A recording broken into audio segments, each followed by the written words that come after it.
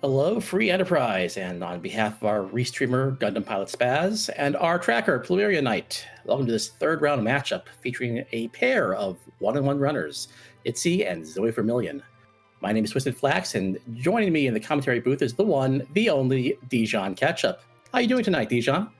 I'm doing all right. Just sitting here playing some Hatsune Miku Cross. Why is there something going on? Yeah, we've got a race we gotta watch and make very trenchant observations about. Oh, okay. I guess I can put down the lacrosse for a bit.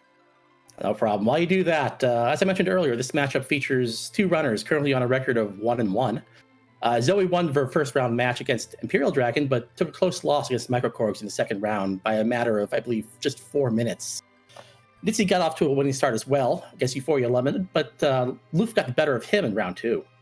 Both these runners looking to get back to their winning ways and getting closer to making the bracket phase of our tournament. So, looks like on Zoe's side, we've got some fun names going on. Now, I'm not quite the most cultured person in the world, but I believe these are the two who? I don't know. I'll take your word for it if there's anyone in chat who can help clue us in, because when it comes to aspects like this, I am quite often in the dark.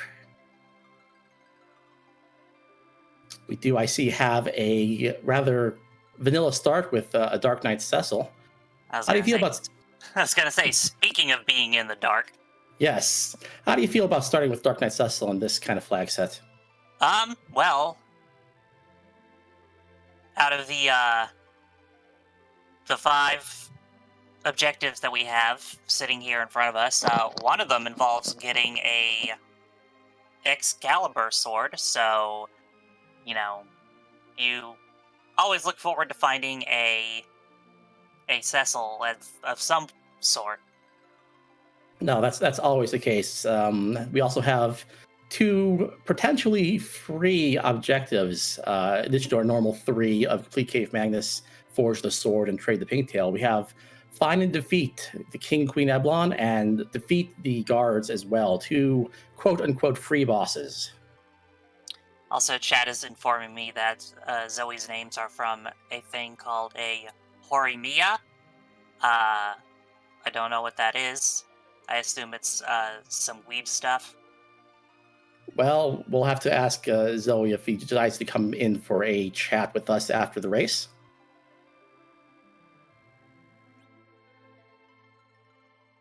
And it looks like we'll be starting pretty shortly. I'll be interested to see who the second character is, because the Dark Knight Cecil can have kind of a difficult time early on before becoming that paladin. Oh, this is But did Zoe roll this seed herself? Because this is very vanilla right here. Well, 3 out of the 4 possible things here are vanilla, because that is also a package start. So that opens up a pretty interesting possibility of taking a quick peek at that package in the Town of Mist, see if it's a character that's worth going through the cutscene for. But yeah, seeing that Kane as well, I mean, Kane is just I think just a very good character at this flag set. You can always find lots of his gear strewn around all over the place. So you can find decent axes, decent spears, decent swords pretty easily. So I'm always very happy to see a Kane start.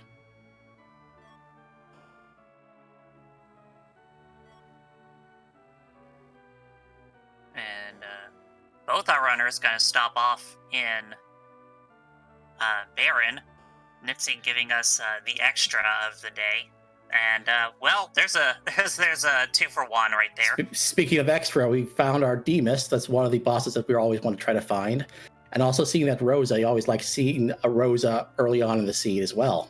There's your white mage taken care of. Yeah, Rosa being the superior of the white mages. Sorry, Demi.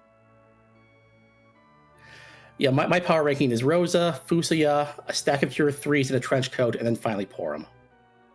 Hey, there's also a radio with Asura in there somewhere.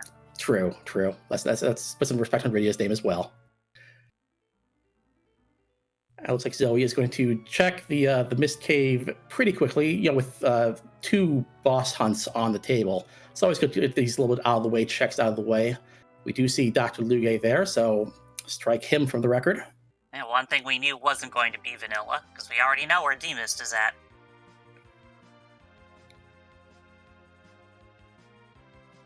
We do have Zoe making a save outside of Mist. Maybe do some shopping and then maybe check the package character. It does look like Nitzy is interested in the package character right now. Is that going to check the other open boss spot that leads pretty much nowhere? See if there's a interesting boss here. Dolls, not very interesting. Zoe finding a curse ring right away and Mist. That could be huge. I'm not sure how much extra shopping Nitzy likes to do, but this is a pretty out-of-the-way shop in terms of your weapons and gear here. So if Nitzy doesn't get a curse ring down here, that could be a definite benefit for Zoe. Yeah, Zoe seems to be committing to the package, not going back and making a save before checking it. There is a Sid there, and one of the good things about finding a Sid at the beginning of the game is in this flag set we've got the dwarf starting kit, which comes with a dwarf axe. That's true, and also since we have that curse ring, you can throw that on Sid at the end of the game. He is the perfect anchor because he never gets very fast.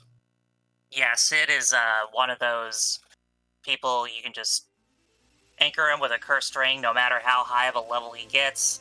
Unless you get into the 60s or 70s or something, he's not gonna hold you back very much.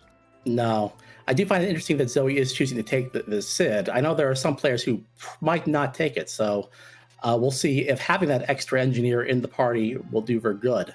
Nitzy is making a beeline into Antline after doing the raising the hovercraft. But doing the package is actually a pretty bold call, and one that's come up actually several times in this tournament, because when you're looking for certain bosses, there is a boss spot right here that comes with a free character. So, if you happen to have the package, it is frequently worth a check, especially early in the game if you don't have a full party yet. No, absolutely, that is a very good point. This boss spot is, takes a long time to get there because you've got to sit through the cutscene. So if you get a package late, sometimes you will really leave this spot until late. And if it turns out to be a required boss spot, unfortunately, it's going to be a very long boss spot. Can you make this this check any longer? The seat says, yeah, sure, here, have an alt gauntlet. Well, on the plus side, V will get a shiny new Sid and some early experience from the 5 different fights V will be fighting. One will give experience. Right, of course, Cecil's experience will be reset. Looks like Nitzy found a Gunyear Spear for the cane. That is an excellent pickup. I think that was from the Antline Cave, because I don't think I saw that in Damsian. Opa Gunyear Spear. How about a Dark Elf fight? Yeah. Looking at the damage that's being put out by that Cecil, I wouldn't be surprised if he started with a Black Sword, the best possible weapon he could start with.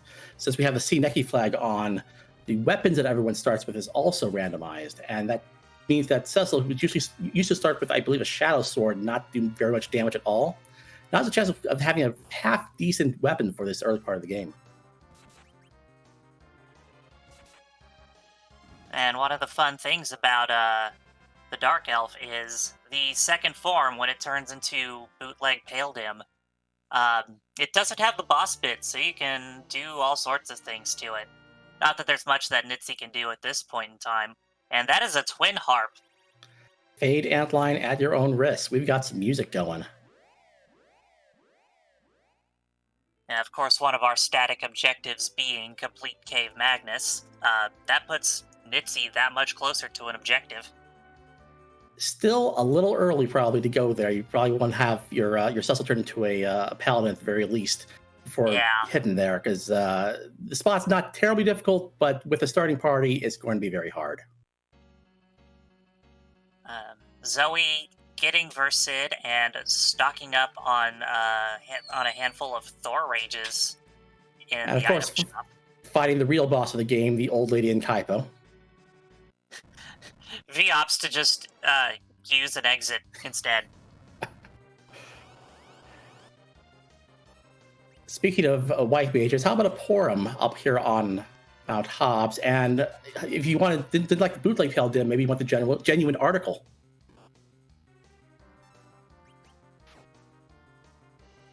Well, Zoe peeks the Kaipo bed, and it is another Sid. So there's one of our dupes. So if V finds, say, the Sand Ruby later, probably not going to go catch it in. One Sid is usually enough. Zoe looks like, out of habit, V went to check the item shop in the inn, and gets there, sees the old woman, and is like, "Wait, I remember you," and turns around. Paladin putting up very little resistance there on Hobbs, so Nitzy now has the Porum if he wants her. Doesn't loot the back half of Hobbs. I'm a big advocate for looting the back half of Hobbs myself. I've found some pretty good early game equipment there. It could take a while to walk back there is the only problem. So if you've got access to exit, like with Tella, I'm fully for it. Speaking of looting, Zoe is looting the Watery Pass, another good place to find good gear and a good concentration of chests as well. I saw that we pulled a power shirt, which is a really nice find. Yeah, that will definitely be great for one of her melee-focused characters. So far, it's all been melee-focused characters.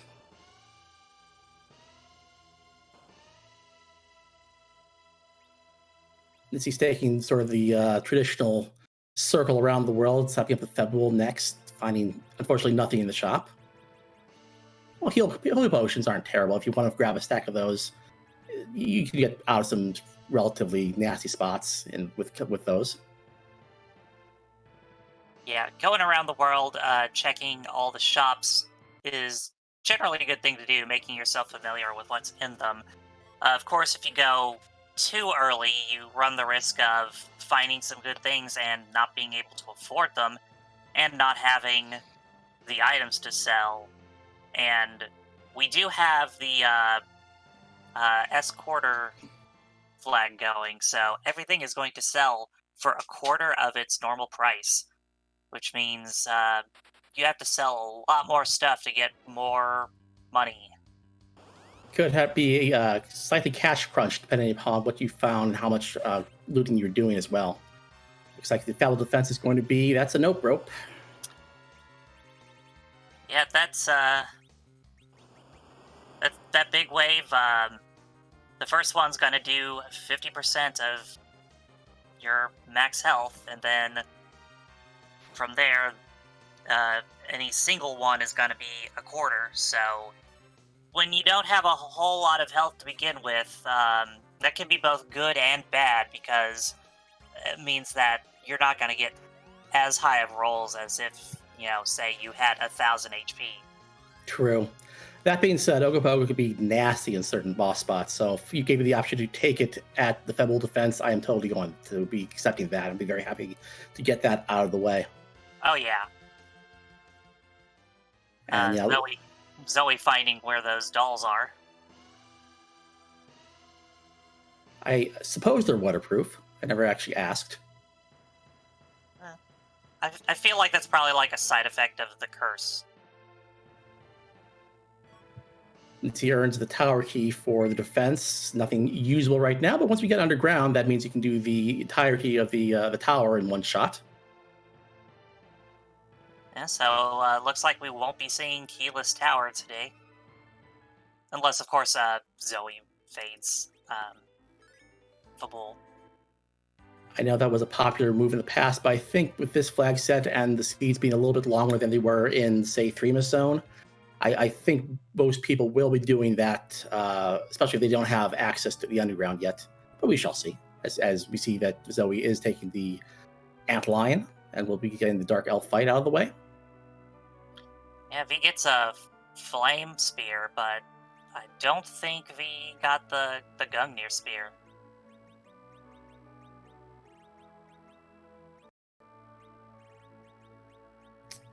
See Nitzy stopping off at finding in the shop here. We have some extra life potions, which are always nice to find, as well as all the ethers you would ever want.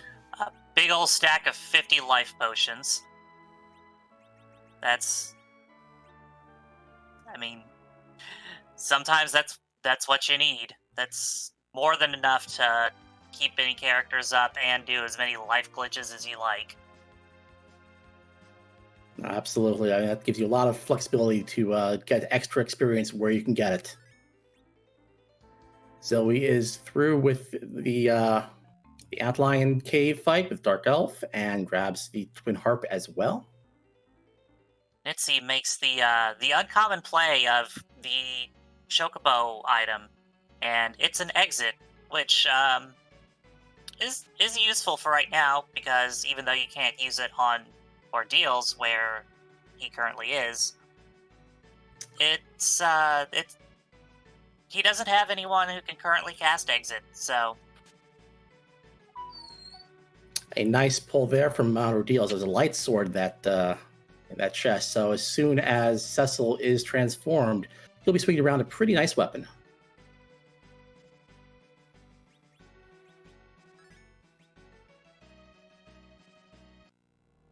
Zoe working on rescuing that Porum from Paledem. Okay, well, we know underground progress is not going to be blocked by ordeals, because there's a Valvalis. Right, that's one of those bosses that cannot block your only way underground. So we are not going to find the hook or the dagger key here unless the other of those items is also found overground in one of the open spots here. Good thing for our runners that they started with a cane. Well, that is a very nice thing to have when we face a Valvalis. Have that cane ready.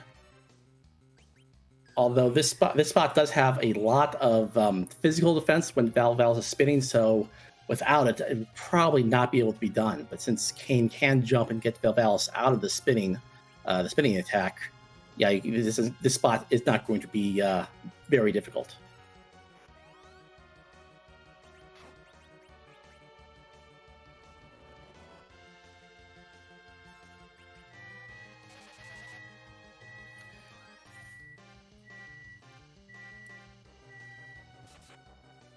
So he seems to be following along in Nitzy's footsteps. He's going to go ahead and defend Fabul here. Looks like the only difference right now is the fact that Zoe did go through the package cutscene, grab that Sid, and had to fight that rather unfortunate alt gauntlet there at the end as well. I mean, I said unfortunate just because it takes some time. Yeah. Still a bold play that could pay off for Ver in the long run. Right, we'll see if that Sid brings the extra power that we need in order to get the time back. Or maybe Nitzy will also go and find the package. The back attack spot here at Ordeals, it's a Bahamut. Yep. So it's got that slow countdown, so it's entirely possible for Nitzy's party to take this out before that countdown concludes with a Mega Nuke. But we also start with Star Veils around here, so if Nitzy doesn't take out Bahamut, popping a Star Veil on and reflecting that Mega Nuke will. No, that is absolutely a valuable strategy, and it does look like Nitzy is getting the damage out in time to get... Yes, there's the shake right there. Nitzy is through. Yeah, Bahamut looks threatening, but in the right spots with the knowledge, not really all that imposing. At least he has the good manners to count down for Mega Nuke. He could teach Wyvern a thing or two. Yeah. Wyvern Light. So yeah, Nitzy has entered the mirrored room on top of Ordeals, going to be getting the item and getting his Cecil online. That ninja star is a bit disappointing, but you can't really argue when you're getting a paladin. Yeah, you could hope for better, but you really can't complain when you've got a light sword Cecil ready to rock right now. Hey, and there's a Rubicant, which means that the king in Baron is elements. So Kainatsu invited all his friends to come sit on the throne with him.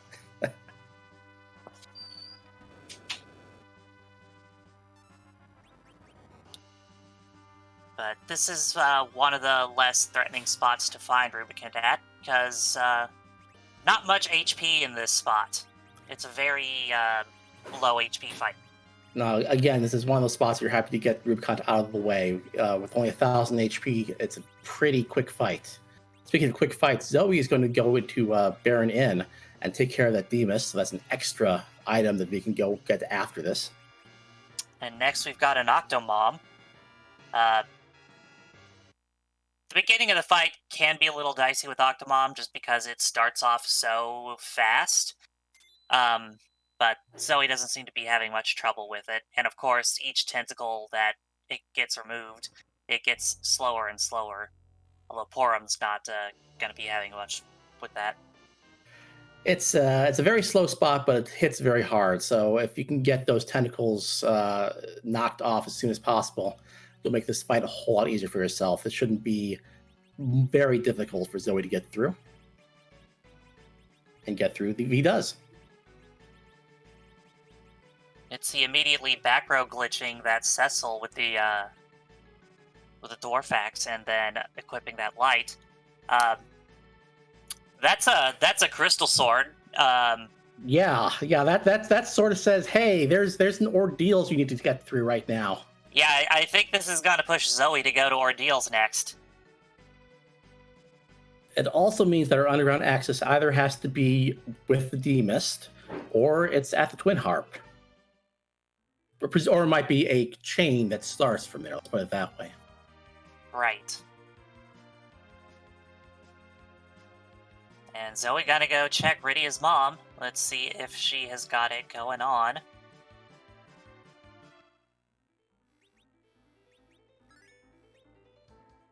Ooh, there's our underground access. There's the battery key. No hook route needed tonight. It's the express lane. Nitzy also going to the Village Mist, but this time to open the package. Yes, he has not hit the Baron Inn yet. He's has not reset out of this, so it looks like he might also be taking this Sid. Either that or going with it long enough just to see that it's the alt gauntlet and then resetting. Yeah, Zoe not looting any of these chests on Mount Ordeals, and having found that crystal sword, I do not feel bad for her for not getting that light sword. No, definitely not. We've got something that puts the light sword in the shadow, let's say. Sending it to the Shadow Realm.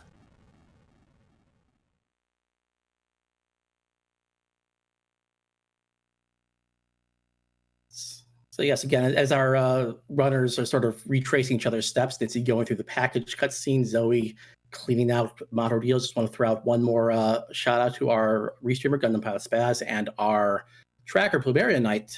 Please give them a follow as well, and thank them for their hard work behind the scenes making this possible. Zoe potentially going to have an easier time with this, having a full party of 5 Wednesdays at 8 on Fox.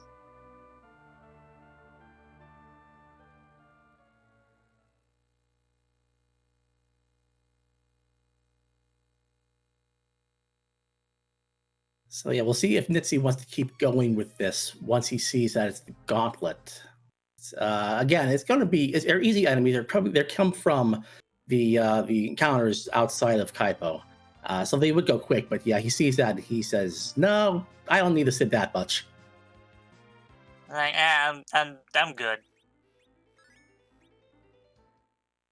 So yeah, back he goes to the Baron Inn to get the nice surprise that's going to be waiting for him after he beats Octomom.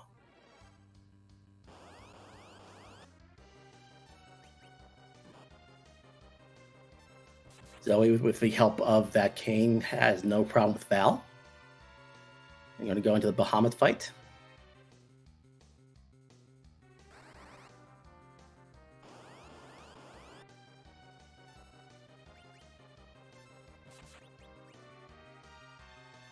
Zoe opting to use the Starveil strategy here. I think the magic power here, I think, is enough for just one reflected Mega Nuke to wipe out Bahamut. Yeah, between the HP and the magic power, I think it's, at the very least, with all the other damage from her attacks.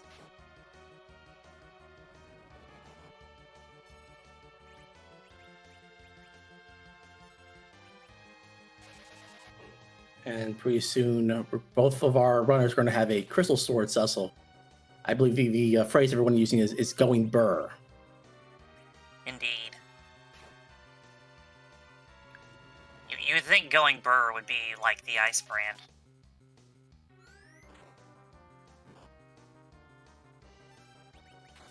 That's when you have to put on the fire armor, right?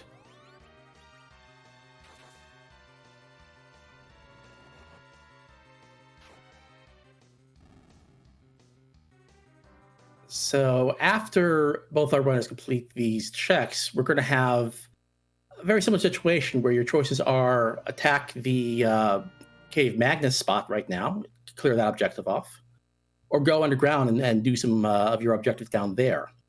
Which one do you think you would do in this situation?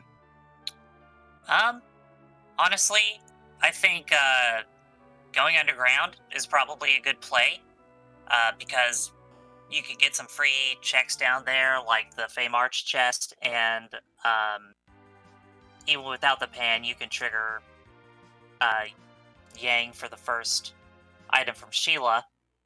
And if you come back to do Cave Magnus later, you can have higher leveled characters that will take out the boss faster, and you can combine it with, say, the Earth Crystal, so you can do Cave Magnus and then immediately be right there for Zot. Right. The two things that make me think I would want to go underground first is Cecil's only level 1 right now. Granted, the level 1 Cecil with Crystal Sword will still do a good amount of damage, but I would like to get a few more levels on him. Also, secondly, I don't think we have access to exits except from the item. I know there have been a few exits that have been picked up as items, but I think both of our runners have used them. So that would mean you'd have to walk out the long way. So I would want to get exit on either Cecil or Porum first. Nitzy finding silk webs and Cure 2s. Cure 2s are always good to have. Silk webs, definitely want to have a couple of those on hand, especially one to throw out at the beginning of the Z fight. But that's a meme for later. Yeah, absolutely. I always love finding one or finding them in shops. So that can make the Z fight a heck of a lot simpler. It looks like Zoe is also going to throw Verkey down the well. Our runners are basically going to a high five at this point. Yeah, I've noted they're basically converging, with Zoe having done the extra Alt Gauntlet.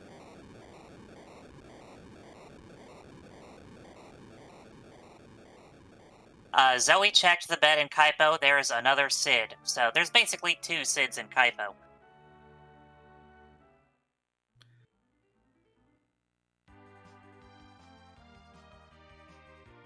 So once we go underground, we can also check those nice gated shops down there. See if we can find some items like Bacchus wines or sirens or hourglasses that could help make the rest of the seed go a little bit smoother. But it looks like Nitzy is making a beeline for the Sylph Cave instead to get the Sheila 1 check online. Now, a lot of runners do like to go straight there. I like to check Fey March beforehand because there's definitely been a non-zero number of seeds I've played where the pan was in that free chest. Yeah, I agree with you. If you can make it so you can go down Sylph as few times as possible and go back to Fabul as few times as possible, it's a good feeling. It looks like Zoe is going to check the item shop here in Dwarf Castle. Coffins. Those are a pretty good thing to have.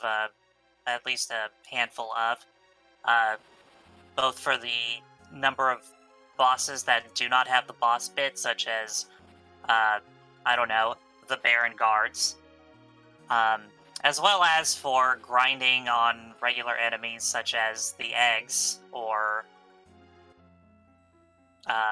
say, the Mad Ogre chests.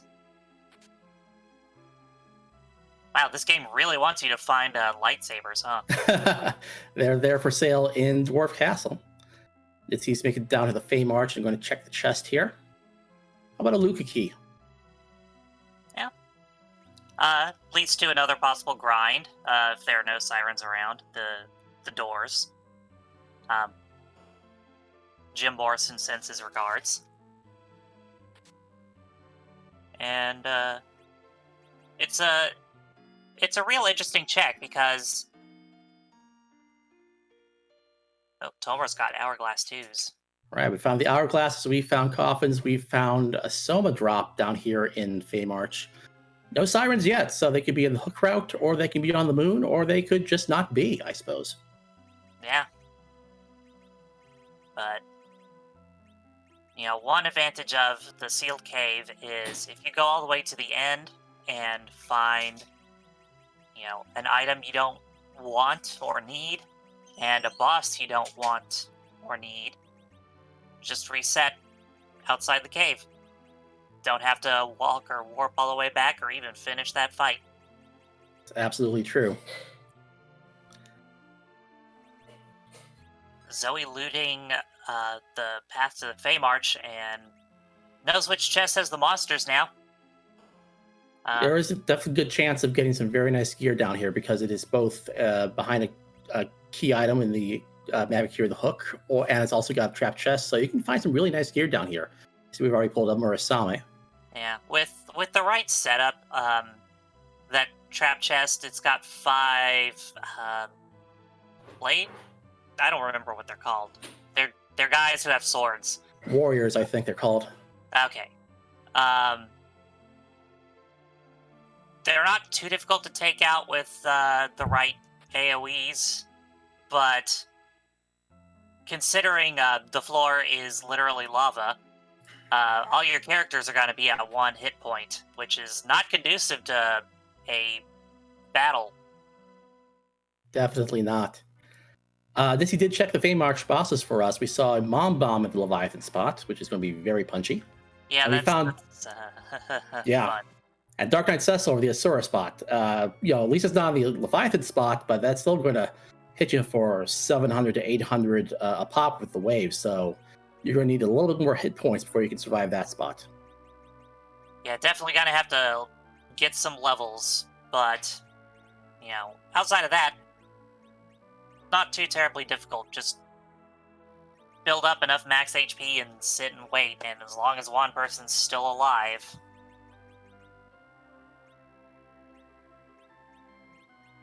And there are certainly ways around that the bomb fight as well. I mean, just back row, berserk, that Cecil with the crystal sword, and he's going to make mincemeat out of it.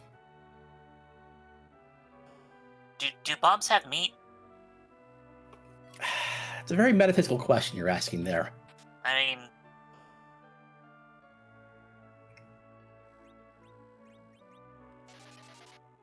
Child support worker, I believe. Child services support worker is our job dwarf tonight. Thank you to Nitzy for checking that.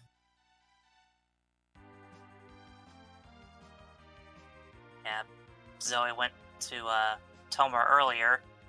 Didn't check that though. And then V is noping out of the Fey March. Not a surprise again. It's you definitely need more levels so you can take those bosses on right now.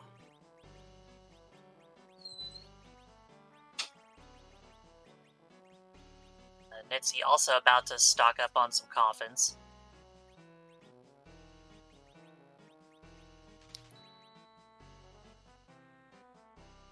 So I'm going to guess after this, I don't think either of our runners are going to want to run up, say, the tower or do Dwarf Castle at this point. Still a little underleveled. So it'll be interesting to see what they want to do. If they do want to go hit that Cave Magnus and clear the objective, or if they want to do something else. We'll also have to see what Sheila 1 gives us. That might also help figure out what we want to do. Well, Nitzy is finding a Magus Sisters jumping around behind that Dwarf Castle wall. There's always something to be said for peeking who the first Dwarf Castle boss is. Going to be a pretty interesting spot here for the Mag Sisters. This is a surprisingly sneaky, difficult boss. Doesn't have a lot of HP in the grand scheme of things. I think only about 9,000 between the three of them, but I think the spells are going to be pretty nasty here. Yeah, they're the delta attack between the three of them is kind of painful because those are reflected spells, so you can't really do anything to stop them from hitting you, not even with a wall. And they can get those off pretty fast, so you've got to be even faster. Zoe, instead, diving into Cave Magnus. So we'll be getting our first peek at the music pretty soon. Absolutely. We have, I forget how many songs we have in the randomized mix. I want to say about 250 at this point. So I would be very interested to see what comes up tonight on Eddie's harp. Also, I want to say I do love going to Magnus after checking Fame Marsh and after checking the Sylph Cave, because all your characters are at 1 HP, which helps make this first half of this unwinnable fight very quick. Definitely. Putting that power shirt on Cecil, definitely a good move. Absolutely. That Cecil is going to do a lot of work. Ooh, looks like on Nitzy's side, we did get Cindy out of the picture. Unfortunately, looks like Cecil is charmed by Sandy and will not be able to complete the fight. Good work on his part to get that far in the fight, though, because those spells were doing a lot of damage at that spot for his party levels.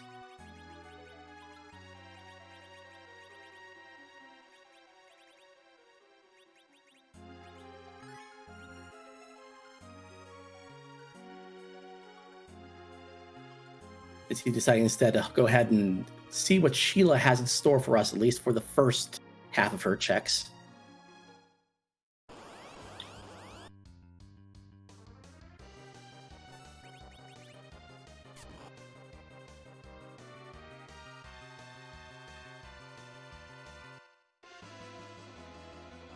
He's rewarded with the Darkness Crystal. Oh my, that's well, that's access to the moon. That's another shop up there. That's another character check. And if he's feeling particularly cheeky, you can go ahead and do things like, say, check the Bahamut Cave boss to see if that could possibly be one of our free fights and maybe even beat it. But for now, it's music time.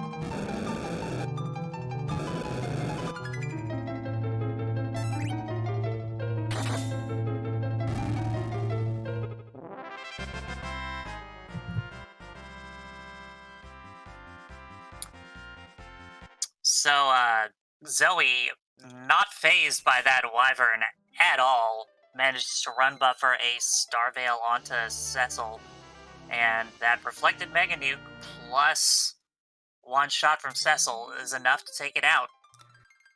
That is a particularly trolly spot for Wyvern because of the really high magic defense there. Wyvern's going to be throwing a lot of damage out with that Mega Nuke, but when you reflect it back onto him, he takes not enough to kill him, even though this spot doesn't have a lot of HP. Luckily, we do have that Crystal Sword Cecil to do one swing follow-up to beat him. Yeah, not only is it trolly because of the magic defense, it's also, you have to go through that whole cutscene to find out who the boss is, only to find it's Wyvern, potentially get wiped out immediately, and have to go all the way back through in Wyvern standard time. But still, very good job on Zoe's side for get through that without a wipe, which I think most runners would take. We also saved right outside the room as well, so at least we wouldn't have had to go through the whole walk again. So really good job for Zoe. Nitzy checked the shop up on the moon as well. We found Bacchus wines, which is a nice find, but the sirens still have not made an appearance yet. Could be in Cave of Blana. I think that's the last place we had to check for that, so if we don't find the hook, we might have to find an alternate grind. In the meantime, we are going to check the character on the lunar dais here.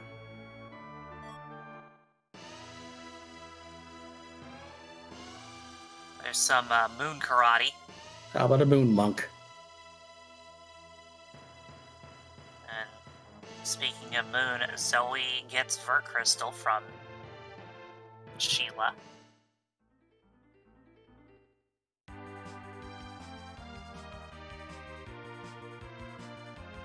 So I'm interested to see where our runners head to next, given the fact that you still have Dwarf Castle and the tower on the table, but you are lacking still a little bit in levels. I think you might be able to pull off either of those spots, but they will be difficult.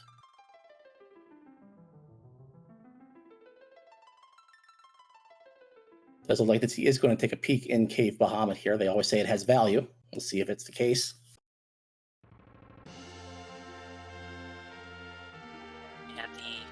Only moon boss that you can see the sprite on the overworld.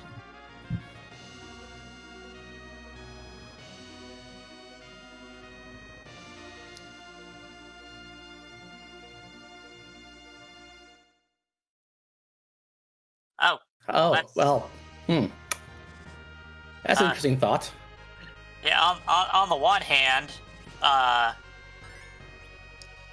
whole Golbez dragged out cutscene, but on the other hand, Star Veils? Well, I mean, it'd be great if you can get your characters into Piggy and Sai statuses so that the hold gas doesn't do anything to them, so you can get those Star Veils out earlier, but I don't think we have access to, at the very least, Piggy. We might have Sais on one of the white mages, but definitely don't have Piggy, because that's a black mage spell. We do not have any black magic right now.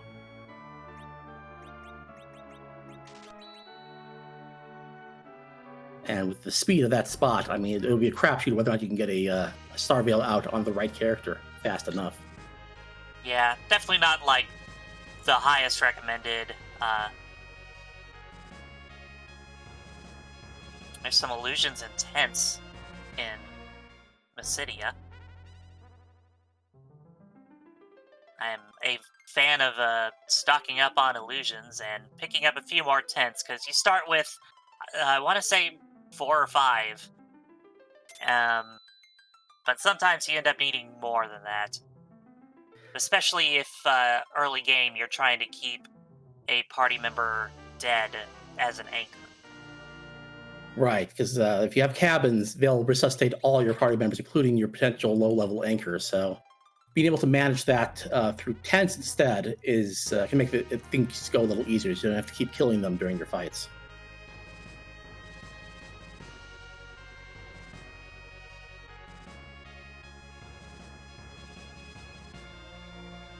Zoe also gonna go get a peek at that Golbez. It's always worth a peek. If it turns out being either of their objective bosses, I mean, King Queen is free no matter where you are, and you can probably get through the guards as well. Yeah, especially because I want to say Zoe bought some Hourglass 2s.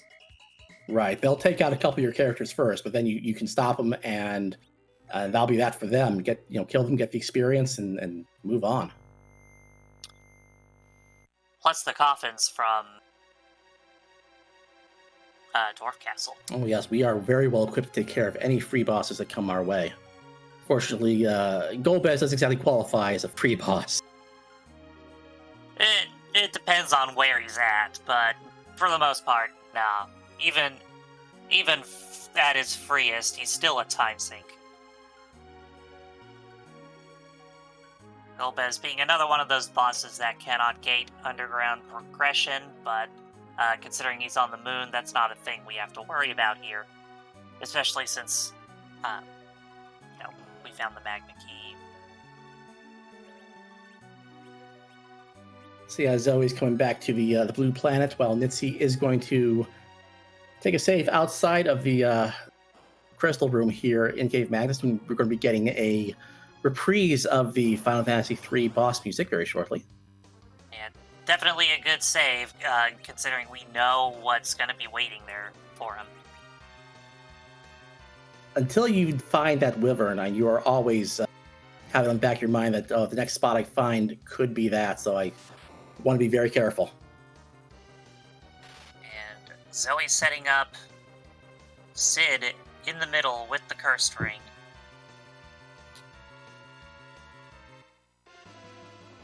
Very interesting, because this is normally not a spot you want to have a low agility anchor for. You can usually outspeed the boss spots here and slow down the bosses in that case. But if you want to have an exact, if you want to plan out the exact turn order of your characters, the curse in the middle spot of your party for that anchor is a good strategy. Unfortunately, I think V was also planning on using. No, never mind. I thought V was going into here with everyone on 1 HP still, and would be using cover strats, but no, that's not the case.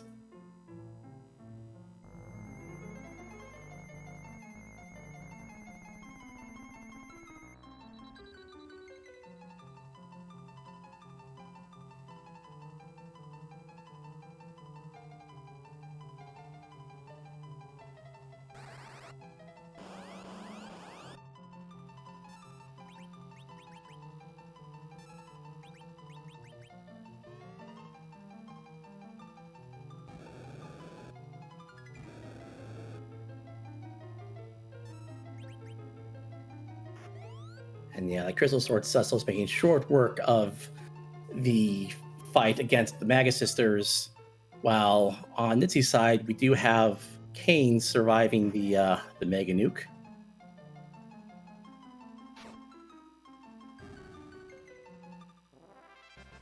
Ooh, and being up in the air when that nuke is coming out to avoid that as well. Very nice. That is great timing on Nitzy's side to get through this required wyvern and get that first objective lit up. Well, that was another Porum. That's 2 of our duplicates out of the way. We know we're going to see 3 duplicates, assuming we see all the characters that are available in the seed.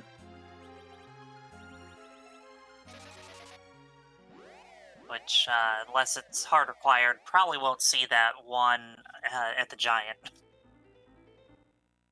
It could be a situation where both our required bosses are on the Giant. We haven't. I mean, it'd be great payback considering my first round, Zoe rolled me a required Giant. Oh.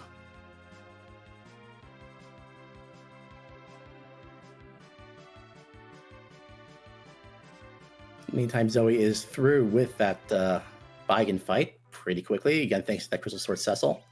And we're going to get to see what fashionable neckwear is on Luca's neck tonight. This he looks like it's going to be saving outside the tower instead. He's going to be doing that.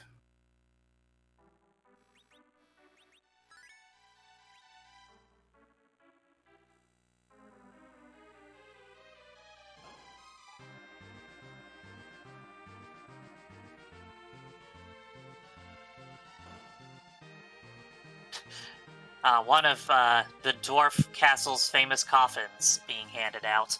I'm guessing Luke is going through a goth phase right now. Do they have dwarf Hot Topic? Well, Zoe's got to be right behind Nitzy in the tower.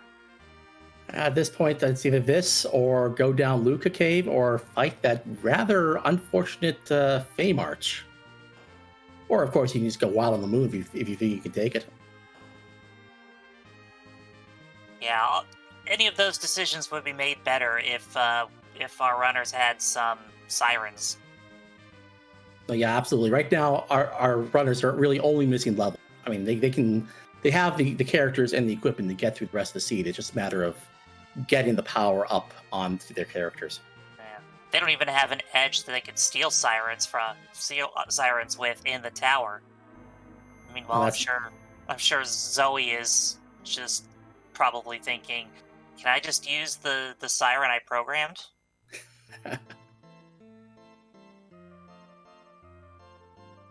We've got a Leviathan up here at the top of the tower. That's our second noodle of the seed.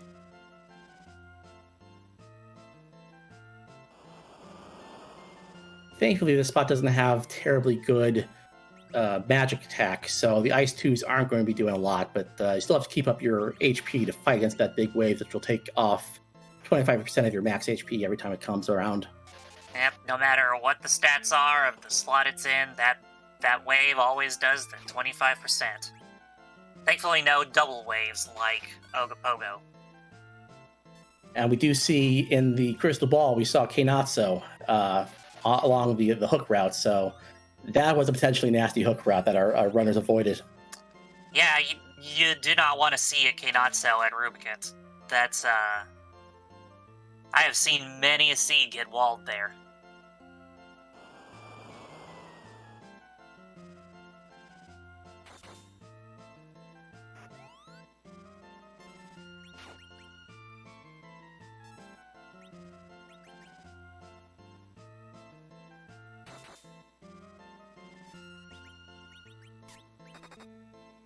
We do have slight deviation in terms of both our runners' party compositions in terms of who they're choosing to use as their anchor. Zoe is still using Cecil with that Curse Sword as her anchor, so keeping her entire party and the bosses at RA1. That is definitely Nitzy with the Cecil. I'm sorry, but Zoe is using Sid as the anchor, and Nitzy's keeping the Cecil in the middle of the party to use that extra accuracy bonus to make sure that he gets as much power out of that crystal sword as he can get. Well, Moon Veils are nice, but they're not progression. Yeah, Zoe, having the benefit of some more levels between that Old Gauntlet and Dwarf Castle, comes, Zoe? Zoe? I think we forgot something. Oh dear.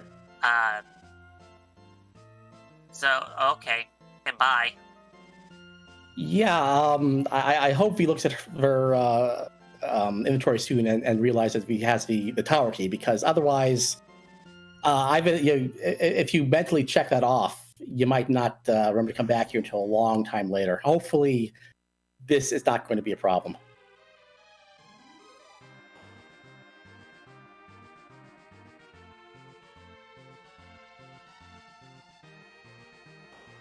Well, hopefully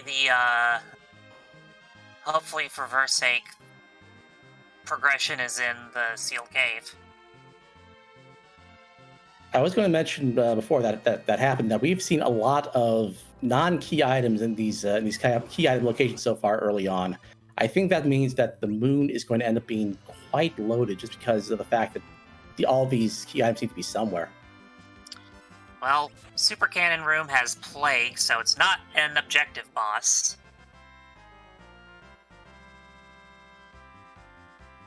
It's also not going to last very long, because there's, just shy of 1,000 HP at this spot. I love this spot, because you can basically just blow on the enemy and it'll go away. Yeah. Plague, the worst enemy, but also a pain in the butt to fight sometimes with that countdown. It's all about I'm a fan of revive strats on that one, but that's... you can do some really advanced things in terms of reflecting the count, and or you using Berserk on a lot of your characters in order to make sure that the count never expires. But yeah, by default, I mean just revive your characters to make play redo the count is usually the best way to go.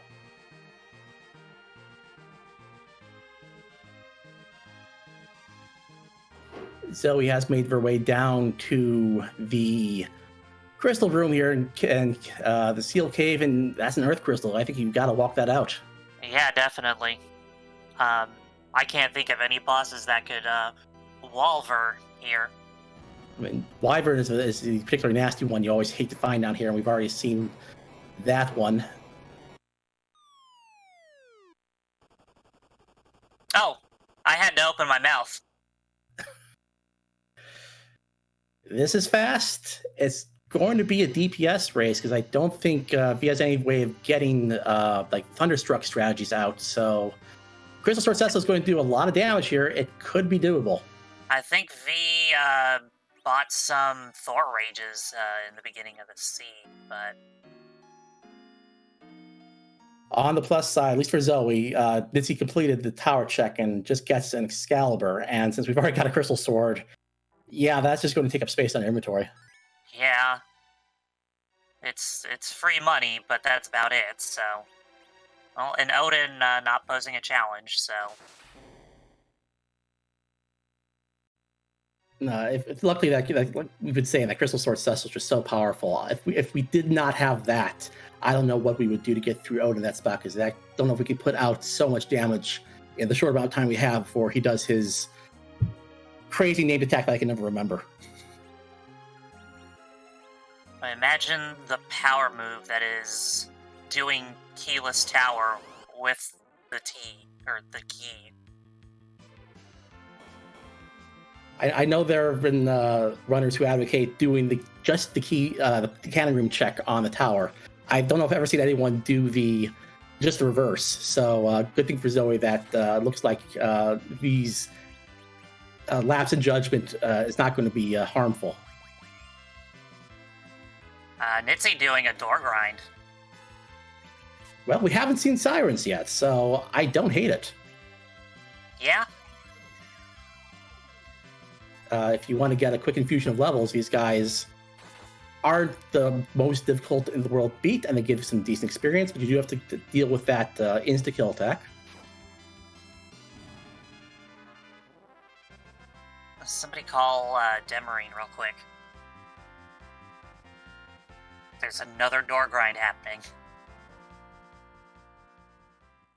At 31,000 experience, that's going to do this party quite well. 3 or 4 levels more, that's going to help out doing things like that Mega Sisters fight in Dwarf Castle that Nitzy had a couple issues with earlier. Zoe's landed outside of the castle here. Are we going to get a treasury check? Oh. We are. You know what that means. Time for our favorite game. Wait, that treasury!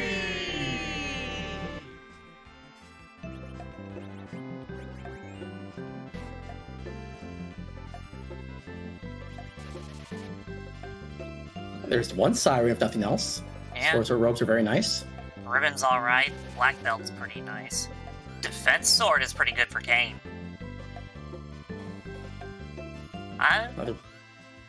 There was some decent stuff there. It wasn't overwhelming. The defense sword is obviously very nice. Yeah, I'm bumping it up to a 7 out of 10 because of that defense sword, because that is one of the best weapons you can give to Kane. Yeah, I agree. A 7 out of 10 I think is more than fair for that haul.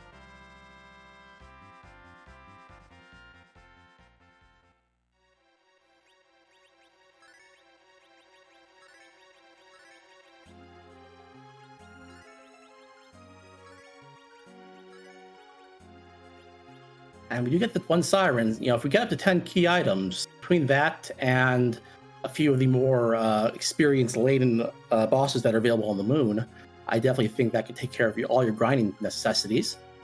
Because I don't think you need to grind that much. You don't have much in the way of magic users.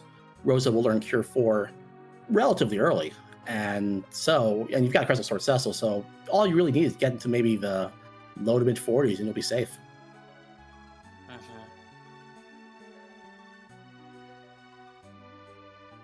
Well, we've got 2 boss spots here, so fingers crossed one of the required bosses is here.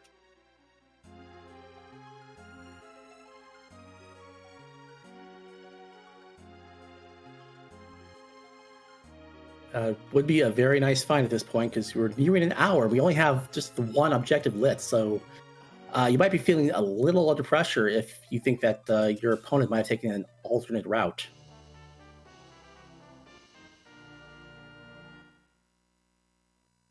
Nitzy grabbing that Earth Crystal, about to have to fight his way past Odin to keep it. Now, Zoe's been keeping Sid at very low agility, so all the other party members work at RA1. Nitzy has not been doing that, so we'll see if there's going to be any more issue getting the required DPS out of their party in order to defeat Odin.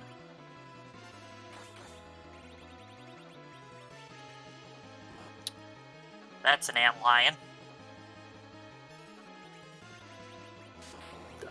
Honestly, I don't think there's much that could really stand in Zoe's way at this point, given the characters, or the levels on their characters at this point. Yeah, high enough level to throw caution to the wind and just go hard with that Crystal Sword Cecil and ignore the counters. Yeah, the counters are not going to be terribly material, especially when you're putting out 4,000 damage a turn. And yeah, unfortunately, Nitzy was not able to get the required damage out on that Odin, so he's going to take a wipe here. And looks like he's going to leave that for later.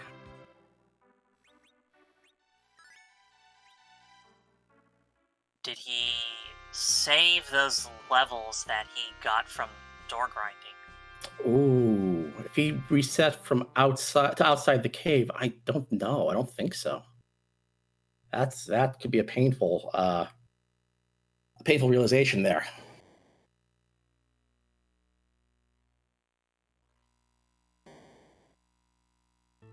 So, Edward and Tella are hanging out in Zot. I don't see Zoe taking either of them. I could make an argument for replacing the Porum with the Tella, just to get access to a little more utility magic. Looks like what Zoe's going to be doing. Yeah. Tella would also work great. Yes. Bit more utility. You do have the Rosa there doing all the things that Porum can do, basically, especially after this, because you'll be able to get through this one shot onto the Mylon Z. Because now we'll have the exit on the Rosa. One Crystal Sword hit, quad 9s by Mylon Z. Yeah. Mylon Z is weak to holy. Did you know that? I did. And I bet Zoe did too. Not that we would have had the time to, think about it. So, 2 boss checks down, unfortunately neither of them being the one that we're looking for. Hopefully there's a nice key item at the end of this. No, just a Dragoon Spear. Unfortunately, with the defense sword we found in the treasury, the Dragoon Spear is nice for certain bosses, and if we do end up grinding for eggs, if we find the sirens, those will knock them out in one shot. But yeah, kind of a wasted check, unfortunately. Zoe opting to go to the moon instead of the Feymarch bosses. Definitely a play I am familiar with. Unfortunately, it's kind of a bit of a rock and a hard place here, because you probably can't get through either of those boss spots on the Feymarch right now. So I guess you're going to have to take your chances that you can find a couple of free bosses up here on the moon. There are still a lot more in the boss pool we haven't found yet. Not even including the 2 that we are legitimately looking for. Zoe's going to go for that Golbez. doubt V will have a problem with it, with him at all. It'll just take a long time. Nitzy, managing to get past, well, almost past Dorf Castle once those arms go away. Well, that's great, because get through, get some more levels on to his characters. Unfortunately, we know that the item at the end of this probably isn't worth the effort.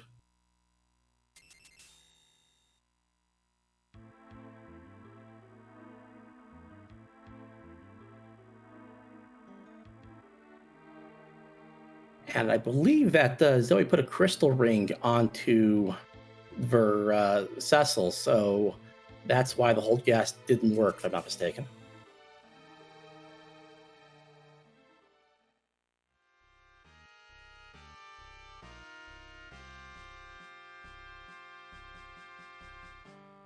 And would you believe it? Cecil survives. Cecil and Kane at it again. Throw the Star Veil up on Cecil, and that Crystal Sword is going to make Golbez's day a lot worse. Yeah, Golbez is also weak to Holy. It's almost like the main character of this game was given an overpowered weapon. Nah, can't be that.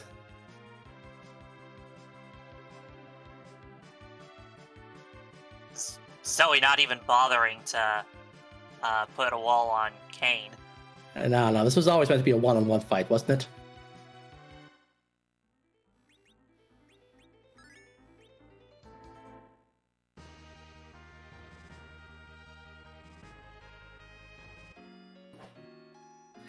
Nitzy also opting to, well, at the very least, heal up, because he's got a free heal available as soon as you get the whale up from the sea. We'll see if he decides to go to the moon as well, or makes a different play. This is pretty much a set it and forget it for Zoe, because everyone's dead but Cecil, and he's zerked, so...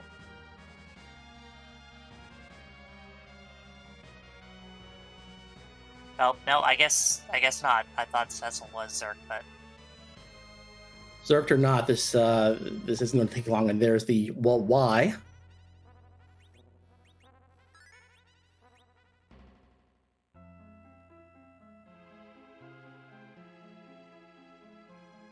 And that's a rat tail, which would be great if we had a hook. Yeah, unfortunately, we just gotta let it sit in our inventory for a while. Can't do anything about that one. Yeah, Zoe just gonna walk that one out. Or in this case, more likely exit this one out. Because Cecil knows exit now, and Tella also has it, but he's dead, so... Rosa also has it, to be fair, but likewise. And yeah, Nitzy is right on Zoe's tail here. He's going in and trying to get this Golbez fight. Let's see if he has the same kind of luck and he gets Cecil through the cutscene here. Gotta love those free heals in the whale when you haven't found a shop that sells cabins. Coffins are the opposite.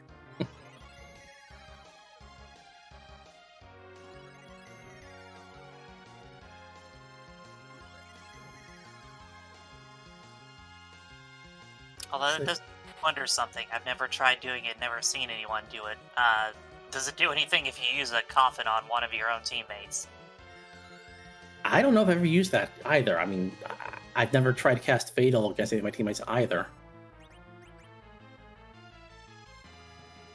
Okay, Zoe not going straight to the top. Well, I think when you're missing so many key items, like both Nitzy and VR right now, you want to do the most, the concentrated spots as best you can, so that ripping room with 2 key item checks, as well as the white altar right next door and the Mazamune altar right underneath it. That's right. I think that's a good play right now, is go get those concentration checks out the way. Yep. And it's just a lot of personal preference for people when where they go one direction or the other. if you only needed one key item for go mode, it's a much more interesting choice, I think, because if you do get that the Murasame altar first, you can potentially gain a lot of time for not having to walk down all this way, if that does give you go mode.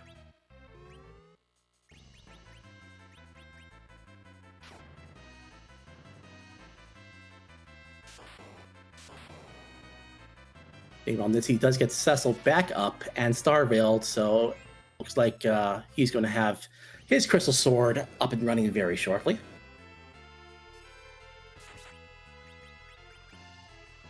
Meanwhile, Zoe's going to give us the first check here, down here in the this lunar subterrane on the Ribbon Altar. Oh! Bonus! And if you wanted to, since these do not have the boss bit, yeah, go ahead and life glitch those. Get even. This already has, I think, 100,000 experience points, so you get another 50,000 experience points for doing the life glitch here. That is exactly the kind of thing you want to see. So that's gonna be the second objective for Zoe, and hopefully one of these two chests will have another key item. Sirens? Who needs sirens when you can life glitch yourself worth 50,000? The value. A hook and a legend sword. That's half of both our objective 2 and objective 3. That is about as good as you can get. The ribbon room is stacked. Holy heck. Like, requirements for 3 different objectives are in there. We've got an evil wolf now, and looks like since Sid went first, we are at that magical agility breakpoint of 0 agility. So everyone is now RA1 for this period of time until Sid levels up a little more.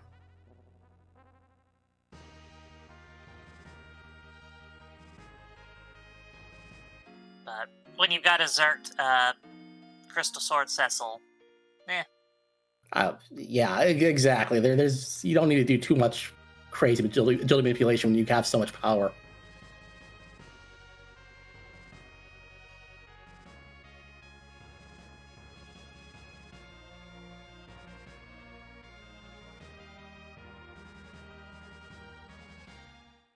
Nitzy is through with the Golbez fight. Gets that rat tail and is going to make his own descent into the subterranean.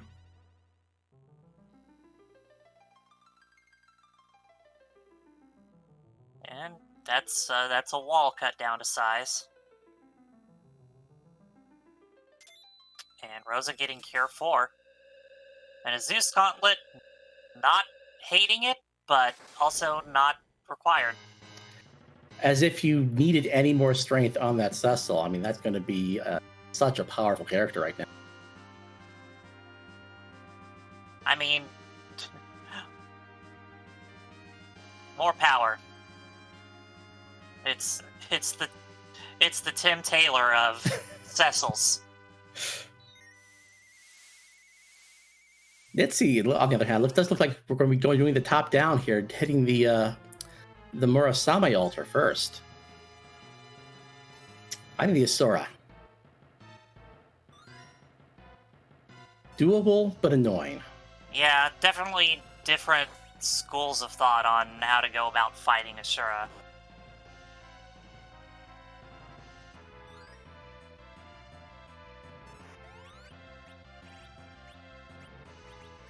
One thing I do want to say is I don't think we've seen any place that sells Star Veils. I think we've only had... there was one. I think that's supposed to be one, because I see Nitzy has 4 of them in the inventory, so he must have picked some up somewhere, because I don't think he's tried to pick any.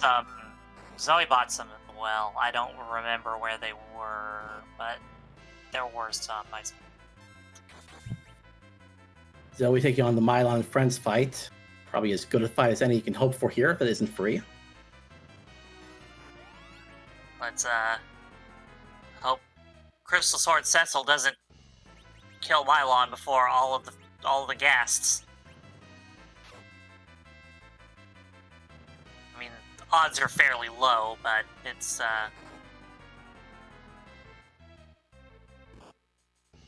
I do want to point out that Zoe's Sid is actually healing when getting hit with Lit 1 because of the interaction between a Curse Ring, and I'm going to guess maybe some sort of either Diamond or Dragoon armor, because what the Curse Ring does, it turns any elemental strength that you get from equipment into something that actually heals you. It's one of the strange side effects of the Curse Ring that you don't normally see, but in this case, it does mean that Violence would be healing Sid when he hits him.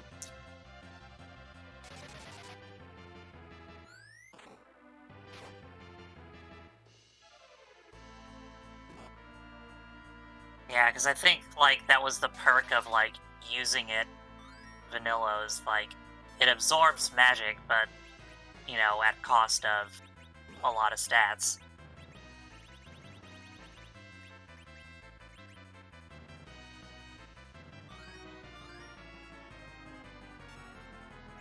Well, Nitzy is getting through this Asura fight. Did get the wall up on the Asura so that all of her heals are reflected back onto the party.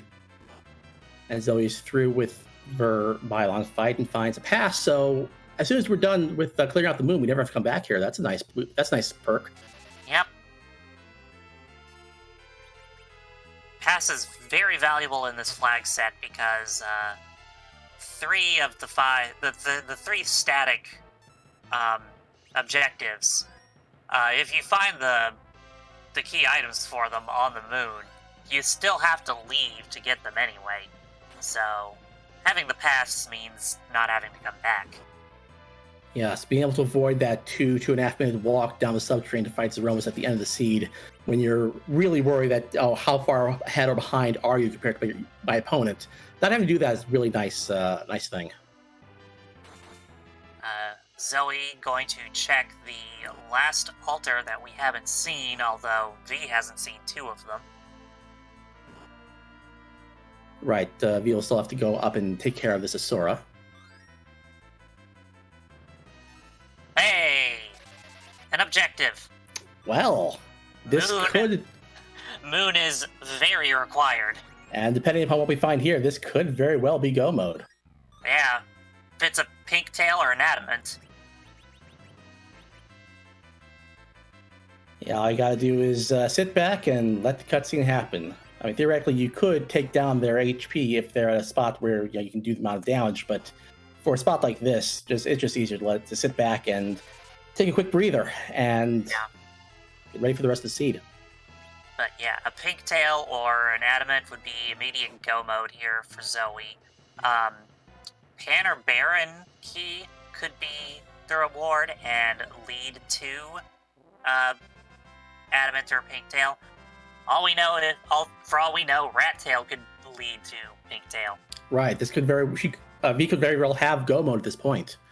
With the turn of the Rat Tail, we don't know yet. Nitzy is through the Asura fight, finds the spoon. We've already we have the Edward up there on Tower of Zot, but I don't think we're going to make the connection tonight. And that's a sand ruby. Key item, not one that's gonna get Zoe anywhere though. Well, so that means that it's either the Rat Tail or we got to go down and take care of the Fame March, I think. And Zoe is either pulling another tower and forgot about the last spot on the moon, or is just antsy to get that Rat Tail turned in. That is a bold move, especially with the pass, because ideally you would want to clear out the entire moon so you can just sort of put it all behind you. You never have to go back up there. Now, with that one loose string available, you might be tempted to go back up there and having to walk there and deal with it again.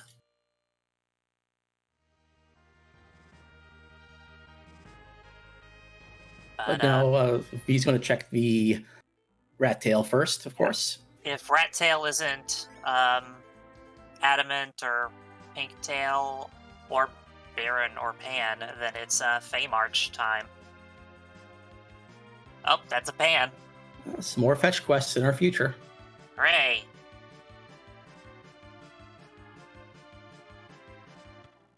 So we've got 2 more key items to check in this chain. This is very Oh, interesting. Nitzy is choosing to do the Fame Arch bosses next, I'm guessing. He's heading back down there.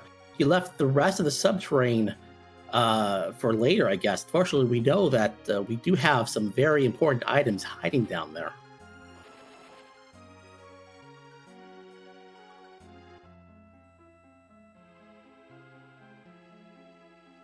Maybe Nitzy's hoping that Zoe was doing Moon and he could get a leg up by doing these bosses.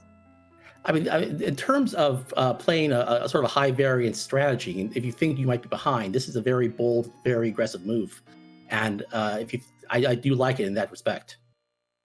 Of course, we know Moon's very required because both of those boss objectives are up there, as well as the Ribbon Room having the hook and the legend. That's a Murasame. Doesn't do much for Zoe. It's nice to look at. You can sell it. But yeah, so far Edge has been served not appearing in the seed.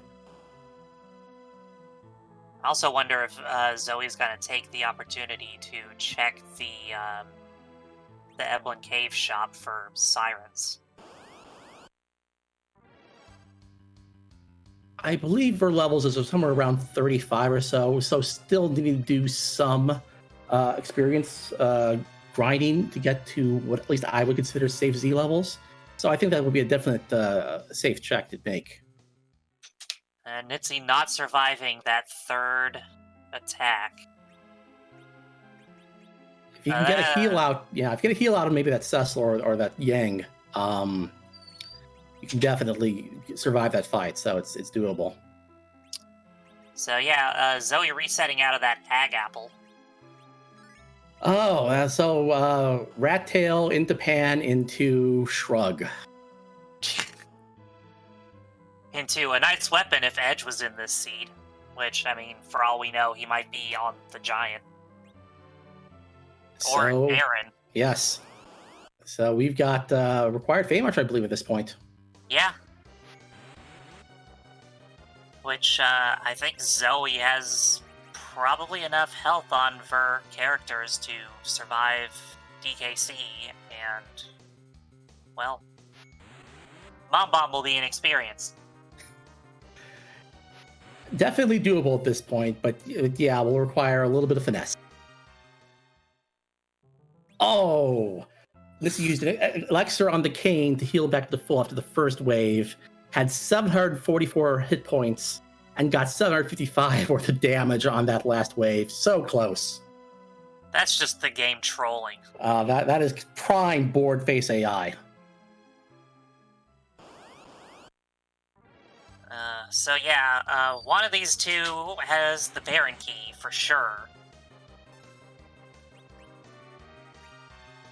Because there's nowhere else it can be. Correct, and it's just a question if the other one might have one of the required items, or if we are going to have to go through those Baron checks. Oh yeah, Zoe's fine. Zoe's got the HP to spare. That Sid is a beefy boy, and unfortunately, Nitzy is having a couple issues with getting this timing down right. It can be rather tricky to make sure you've got the right agility anchoring situation. You have the battle speed turned down low enough. Hopefully, you can get it in this turn.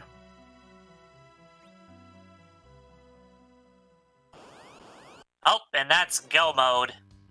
I guess it must mean Baron Key is in the position of Mom Bomb, but I don't think Zoe cares very much. It's time to go.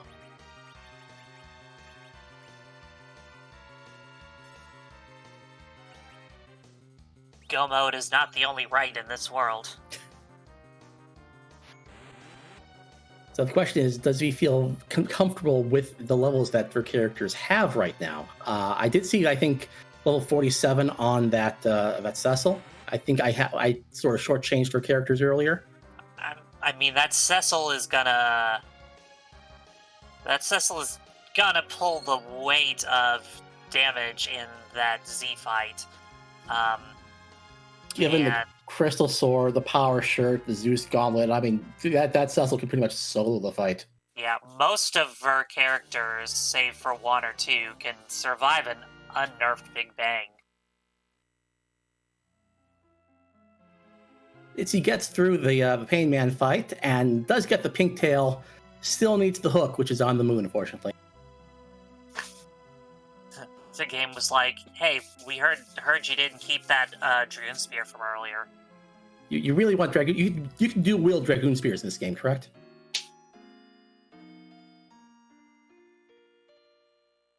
And yeah, it looks like Zoe. Yeah, except for Tella, everyone's in mid-40s, so.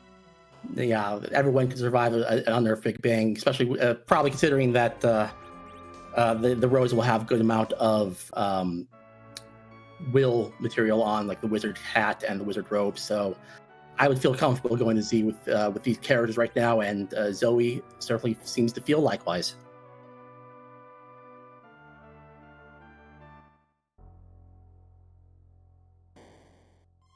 And I'm seeing a few flags currently in chat.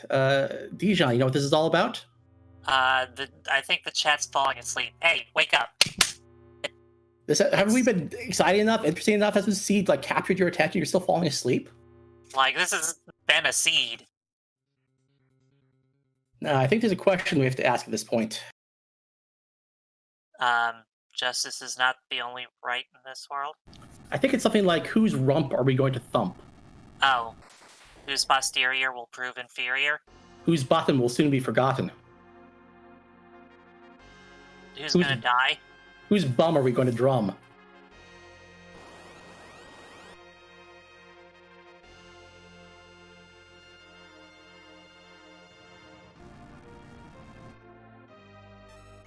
Whose rear is full of fear? Whose tail is about to fail?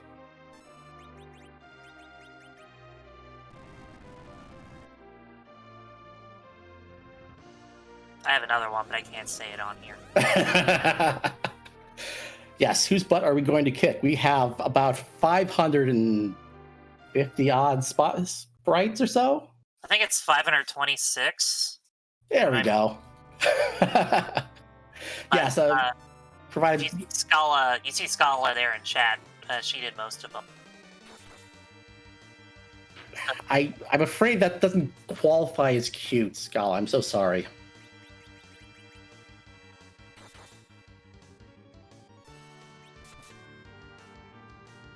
Oh no, he's hot. Yeah, we have Chaos from Dissidia here. And the Silk Web's thrown out, which will nerf this first Big Bang. Got a bit of an upgrade since the NES. I mean, we are in the surprise time loop, chat.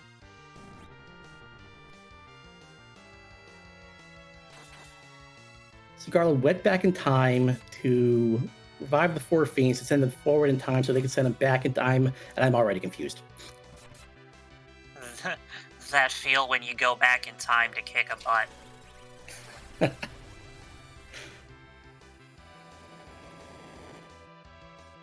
So yeah, Nitzy, since he doesn't have the full picture of the seed right now, is going to go ahead and take care of this Mom Bomb fight. And we'll get this Baron Key out of it as well.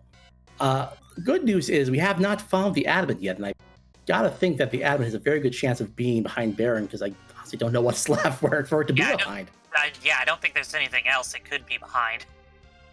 So, I mean, he will still have to go to the moon to complete the seed, but at least it will be a little less onerous on him.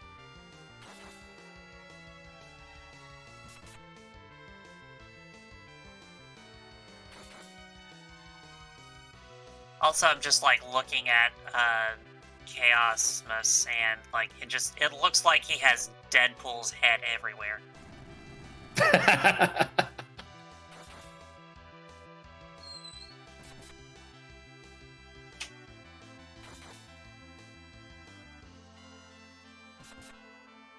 Yeah, Zoe is putting on some very nice damage, as you might expect with such equipment, and seems to have this Chaos fight well in hand.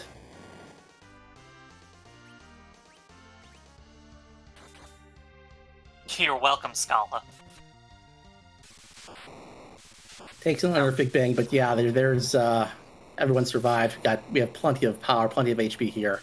I believe it's only a matter of time before we see a shake just like that one. GG's to Zoe. We're going to see if V wants to come in for an interview. In the meantime, we do have an official time of 1 hour, 26 minutes, 15 seconds. GG's to Zoe, going into a record of 2-1. I believe that little ding in my ear means that we are joined right now by ZoeVermilion. GG's on the a very nice seed. Thank you. Okay, so first question that I have to ask. Is it about the tower key? Yes. Yes. So I want you to take a guess on when I realized I had it. When you hit Yang with a pan. When I saved going into Zeromus. Oh gosh.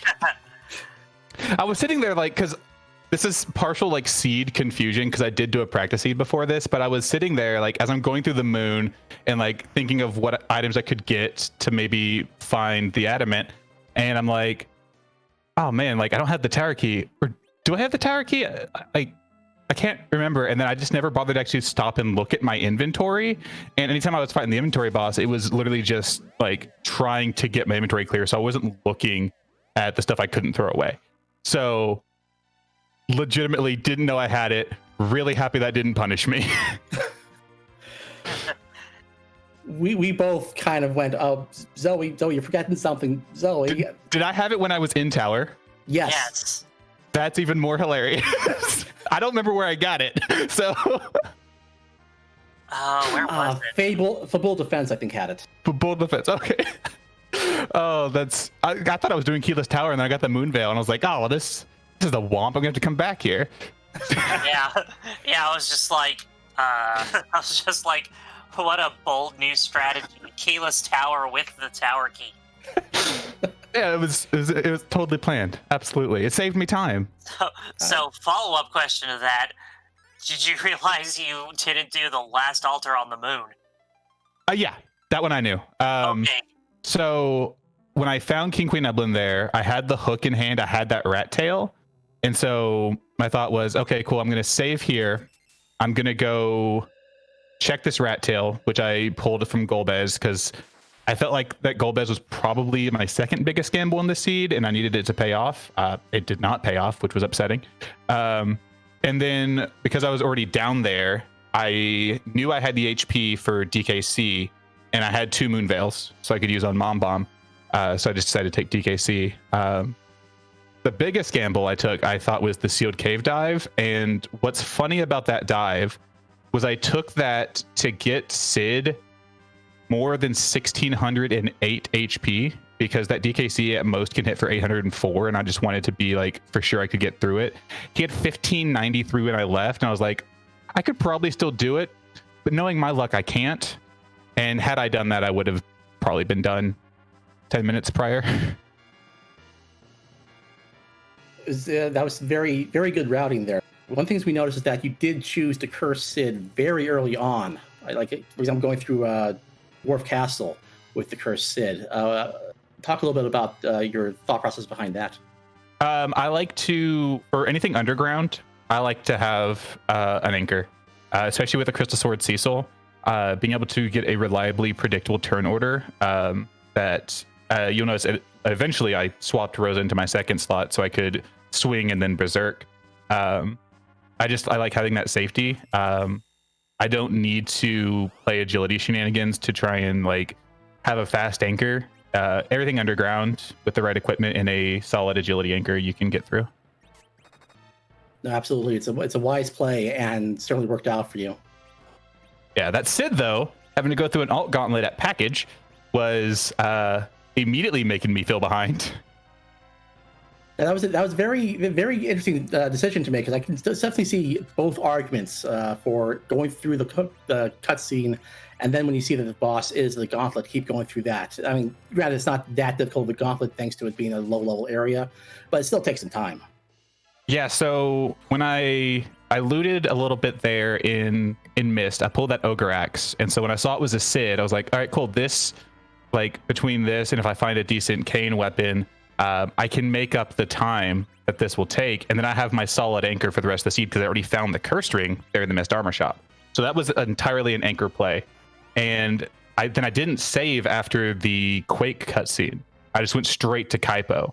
And as soon as I was alt gauntlet, I was like, do I reset out of the Quake cutscene too? No, I just take this and hope I can make the time back up. Well, you did end up pretty much making that all back up with the extra experience and extra character. Because, like, you and Nitzy both did everything above ground before going underground, and y'all went underground maybe 30 seconds apart. Yeah, I felt having the Sid with the Ograk, especially for like the Antlion and the Fabul checks, just reducing those by a couple turns. That was my original logic with taking the Sid there. Was I could make up the time. I wasn't planning on making up 5 fights worth of time though. So I'm glad I was able to make it up.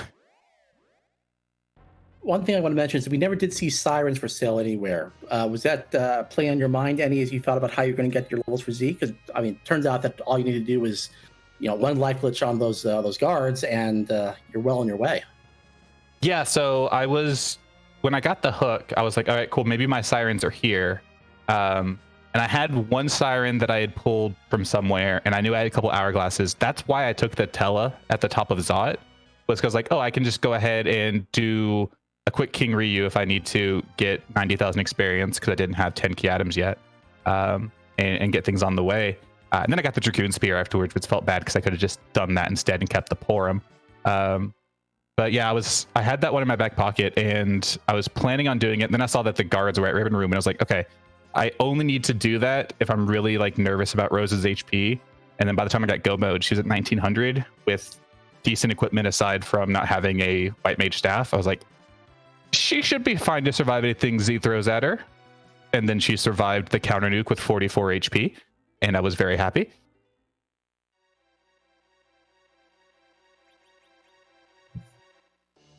Absolutely. She definitely pulled it out there at the end there, staying alive during the Z fight. The sealed... The only thing of value I feel I got from that sealed cave dive was the ribbon out of the treasury, because that's what allowed me to just do that Golbez crystal ring ribbon on a crystal sword Cecil. I knew I had it in the bag, and then it was a womp. But still happy. I love that early sealed cave play, especially if going to the moon is my only other option, and I was really just trying to get that HP for Sid. That didn't quite happen. No, but still, it was very well done, especially with the Sid anchoring situation. You had no problem getting your Cecil up and running in that fight and getting Odin down before he attacked you. Yeah, this seed really kind of gave me what I wanted almost at every turn as far as consumables went. Before I went underground, I had the crystal sword and I decided, okay, I'm going to stop looting for the most part. What I really need right now is a silk web for Zeromus. And so I walked into the Aggregate item shop and they were silk webs. So I bought 2 because I like to have an extra, which I used on that Odin. And then after I took out the Wyvern in Cave Magnes, I was like, oh, that was my last Star Veil. Let me just check Troya real quick for Star Veils. And then the first of the 2 shops had them. And I was like, okay, fine. Thank you, Seed. You're just making things. And then the Cursed Ring right off the bat in Mist. The shopkeepers were playing favorites. And if not playing favorites, they were definitely pandering to me. Chad is reminding me of one question I wanted to ask you as well. As someone who's not very well versed in anime references, can you talk about what your characters were referencing? I will. Fryth is saying that chat figured it out. I'm curious if Fryth can remember what chat's guess was. I want to see if they got it right, and then I'll reveal. Just when you go back and watch this, don't judge me. I would never judge you, dear. You're too lovely for that. Wow.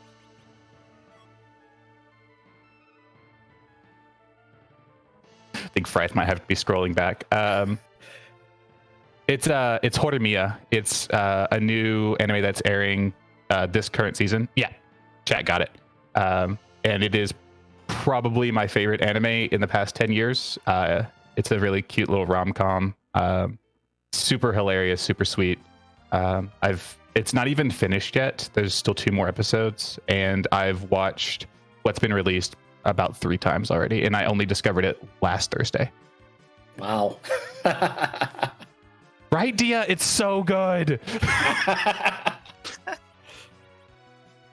So yeah, this win takes you to 2-1. How you feel about your chances of making the brackets after this? I just got to do 2-1 again. It's gonna be really hard. There's people in the 2-1 bracket that are terrifying. There's people in all the brackets all the way through that are terrifying. I'm just hoping I don't get matched up with Leggy or Syl. I love them very much, and I definitely don't want to have that sort of stress.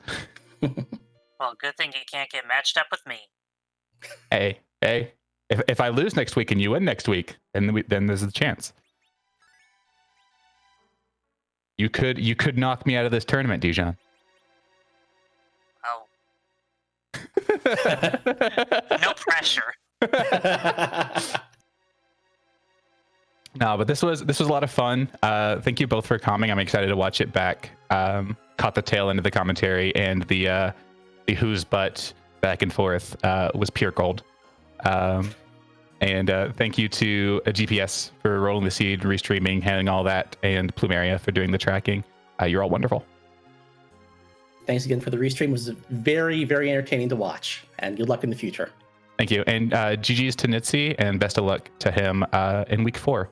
I'm gonna head out. Y'all have a wonderful night. All right, bye. You're cute. You're cute. Wow. Again, thank you again to Zoe, our winner tonight, showing some very good skill in running a rather tricky seed spots. Yeah, indeed. Looks like Nitzy is going to try the sealed cave once more. Nitzy went back up to the moon while we were talking with Zoe. Did get the hook, did get the guards. Unfortunately, warped away before fighting the King Queen Eblin spot. So, Oh. yeah, it's always such a challenge. I mean, how much of the moon do you want to complete when you have certain locations in the underground and in the earth that are certainly easier to fight than the moon bosses? So it's sometimes you guess right, sometimes you guess wrong. It's the nature of rando. Yeah, and of course we know this earth crystal doesn't lead to anything, which is unfortunate.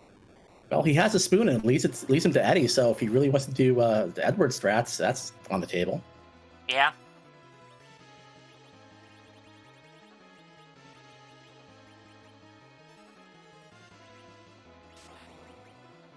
Now it's time to see if we can get through this Odin fight a little bit better. This a little bit easier this time. Got some more levels on our characters.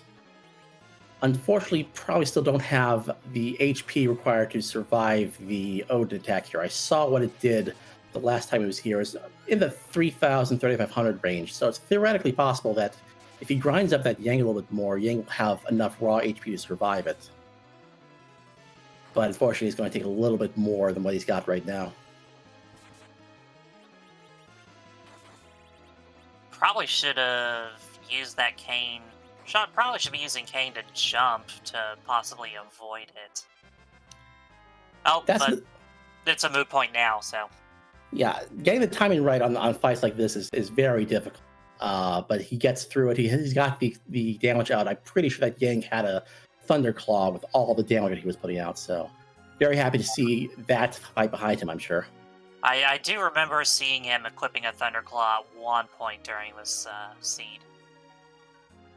It's one of the benefits of having a Yang is that with those elemental claws, he can do a lot of damage against the bosses that have those elemental weaknesses pretty easily.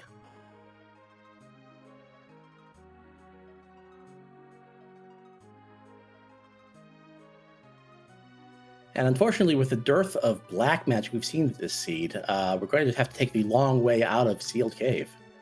Yeah, the only person with black magic that we saw this whole seed was that Tella, and of course he's hanging out at Zot, which you get the Earth Crystal for here. Although I will commend him that he hasn't made a false move going backwards here.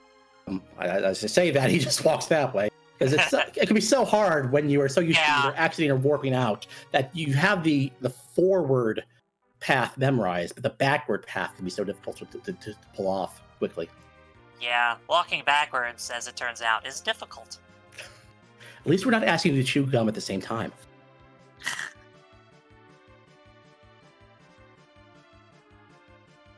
And he's probably going straight for Zod. Yep. Definitely the right play at this point. He's still looking for the King Queen Evelyn. 2 boss checks here. Yeah, And it's definitely the right call. It's just the fact that we know that it leads to nothing, you know. But like, if we didn't know what it led to, like, I mean, feels very like, comfortable with his equipment right now, apparently, because he avoids the checking the treasury. It's probably the right move at this point. Yeah, you'll be missing out on that defense sword, but once he completes this, he'll have a Dragoon Spear, so it's not a huge loss. No. He'll be missing the one siren in the game.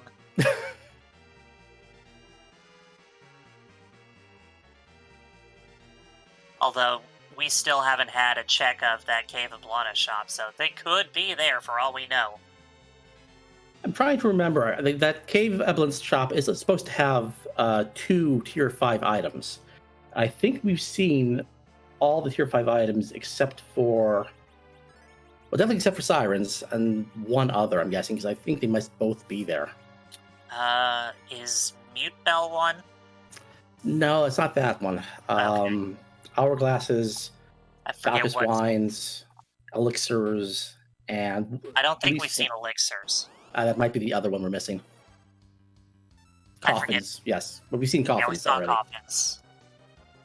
Yeah, I forget what tier is what.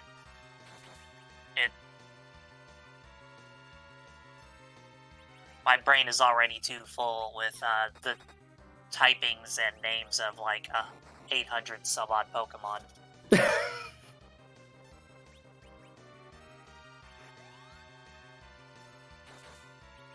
Well, the plus for Nitzy here is he's at least going to get some XP from these 2 bosses. And he's got more than 10 key items, so it's doubled.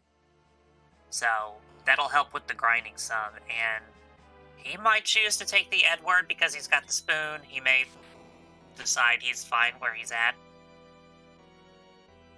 I think, given the power levels of his characters right now, the fact that you have to grind up Edward from level 10 without the option for Slingshot experience, which was turned off for this flag set, it just might take too much time to get that the Edward online at this point, I'm afraid. Unfortunately, because I always love seeing the Spoon Word.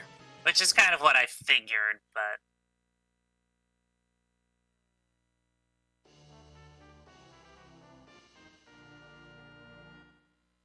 And Friday42, thank you so much for gifting those 5 tier 1 subs to Free Enterprise. We really appreciate it. Nice thinking about it. Yeah. Getting rid of Porum. I don't hate that decision. But again, it's everyone's already in the 40s and he's at level 5. He may just be taking him for an anchor. That's exactly what he's doing, it looks like. He's going to have to make sure that he does make sure that Edward does not get any level at all. He comes into the party at literally level 9, and you don't want him to get any faster than that. That's about the maximum you'd want your anchor to be at. Yeah. And I don't think he found the shop with the cursed rings either.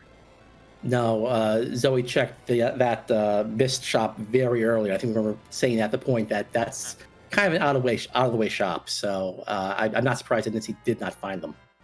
Yeah, and just like Zoe, one shot with Cecil to Quad 9, and that's it for Mylons. Yeah, yes. Unfortunately, this check isn't going to bear fruit, but at least it's quick. Yeah. Well, and since he didn't loot the treasury and doesn't have the defense sword, he'll have a Dragoon Spear.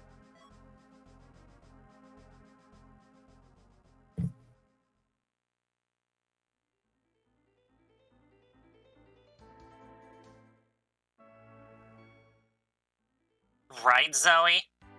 Like, out of the 4 things that were there at the beginning, 3 were vanilla. Like, are you sure you didn't roll this?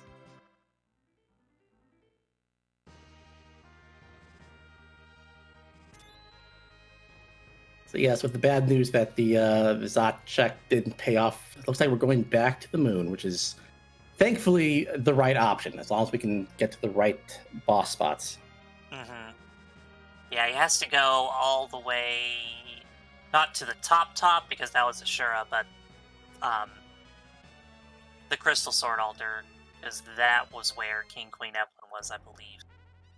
That is correct. And I believe Nitzy's also cleared the Asura out. That's where the spoon was. Yeah, So the good news, though, is that as soon as he defeats King Queen Evelyn, he is on the moon. He can just walk down to this Roma spot. He doesn't have to go back to the Earth to do anything.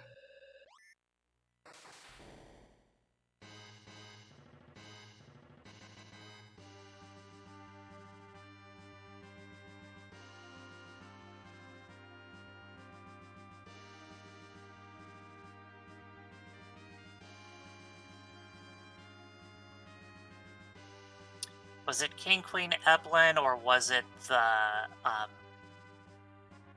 White Spear altar that had pass?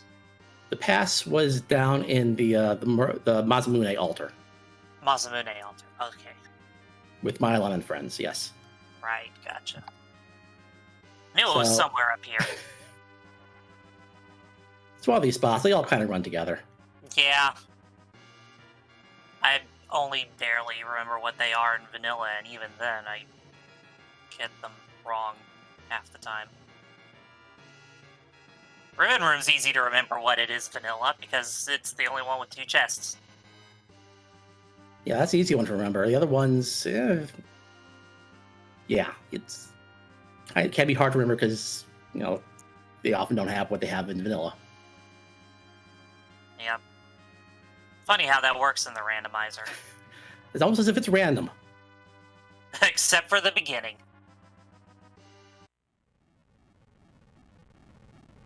So Nitzy has made his way back down here. Is going to go ahead, do the White Spear altar first. Assuming that he's got the White Spear, the Mazamune, and the Crystal Sword altar. This is kind of the expected route I would take here. Do the 2 things at the bottom first, which unfortunately will not give you go mode, and then end up on the Crystal Sword altar, which will be where the King and Queen are. Now, at the very least, Mylon and Friend's not a difficult fight, so it's not like any of these will really be holding him up too much from getting there. Right. And looking at his levels right now, as Edward unfortunately misses his attack on him. Thank you, Edward. That happens to me so many times when I'm doing seeds and have him as an anchor. Can't even hit himself. Rosa looks to be just a couple hundred HP short of what I would call safe for Zeromus. And I would imagine she'll pick up those levels as we fight these bosses, especially with the 10 key items giving us a double experience. So won't have to do any more extra grinding to get to where we need to be.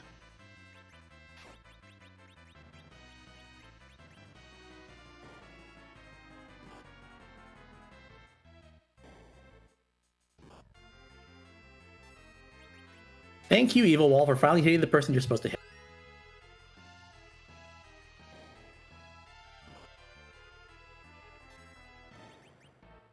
Although, ironically enough, if he didn't need that Edward dead, he could just have him hide. Yes. And get the last bit of damage that he needs. Although with the jump now, there we go. We're getting some self-damage here. Will certainly help Eddie us along. Strats alone would not be nearly enough to defeat it at this spot, but I'll... Unfortunately, can't get it done in time before that crush comes out and insta-kills the party. Hopefully, he'll try the other altars first. Yeah, he's going past. Yeah, especially at this point when you are basically in face check mode to go mode. If you can find the right fight, you don't have to worry about anything else. So if you wanted to actually go through these remaining altars, check the bosses first, and if none of them had King Queen, go back and then fight them. I would not hate that play at all. Yeah.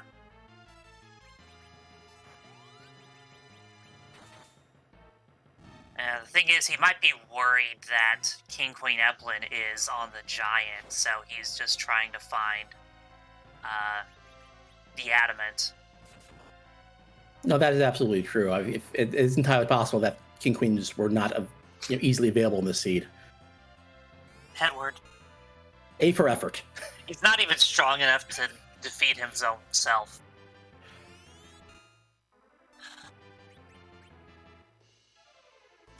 Does he? He must have the spoon equipped. And charm for good measure.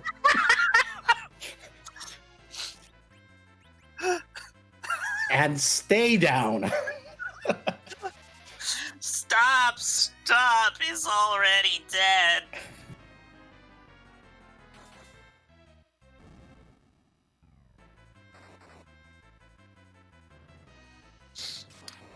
Quad 9's to that gas because holy damage. Very much so. And yeah, now we're at the position where you can just swing away at Mylon. This fight should not pose much difficulty. It's too bad this one's not weak to holy. You'd think he would be, but You'd think. I mean, it makes as much sense as Antline being strong against holy. I guess he's not. Actomom. I guess he's not undead until he falls off the bridge and dies.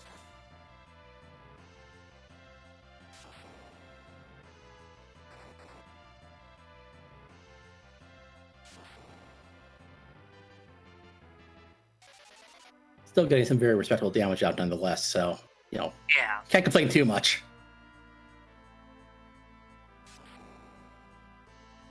Yeah, Bylon is just kind of a damage sponge in some of these fights on the moon.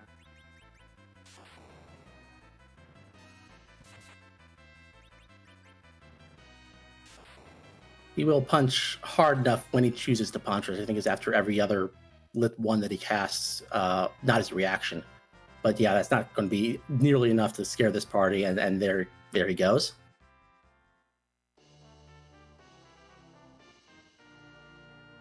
And there's that aforementioned pass.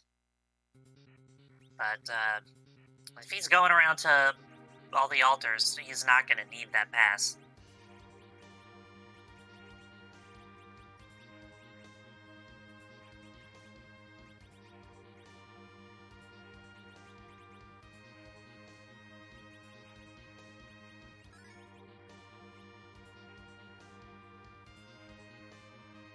Not Interesting. sure what He's got his Cecil at level 44, which I believe is the 28 agility breakpoint, which would make Zeromus become relative agility 2. So that's a possibility to make it as an anchor. But I mean, you've already got the perfectly good Edward there. I don't think you're going to want to spend the time to get him up to level, but I could be wrong.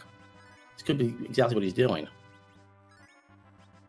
Now, he may not realize how close he actually is to go mode.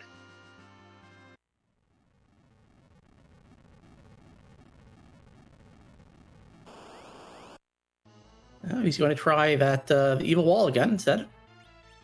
Might just be switching it for the purposes of trying to beat the evil wall.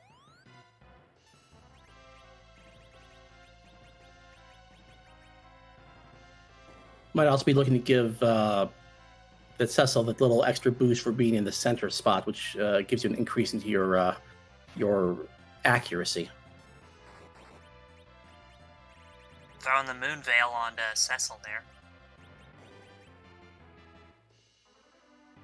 That's an interesting decision to be made there. It will mean that he's not going to get hit at all, and he's going to be able to block all the people that go into that critical mode.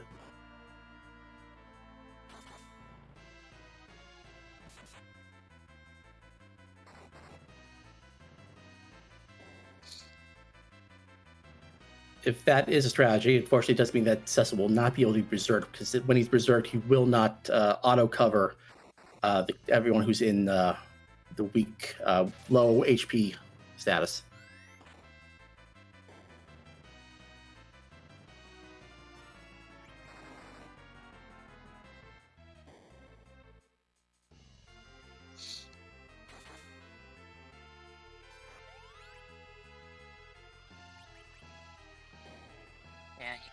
Zerked Eddie.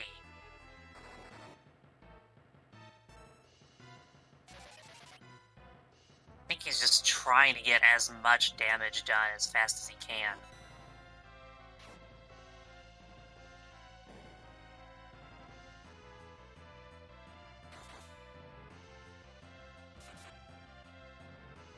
Interesting to see what kind of damage a Zerk Spoon Eddie.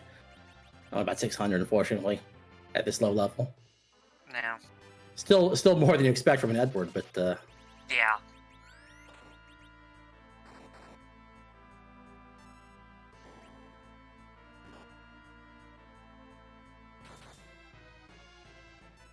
I guess the question is, like, after this fight, what is he going to do for agility?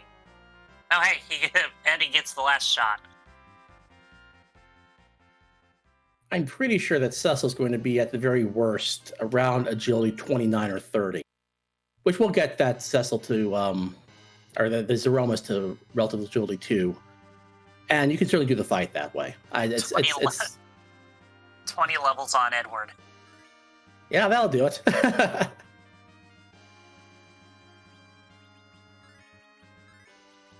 Yeah, I don't think we're getting him up to the point where he can survive a big, even a nerfed Big Bang, but that early bit of damage is going to help.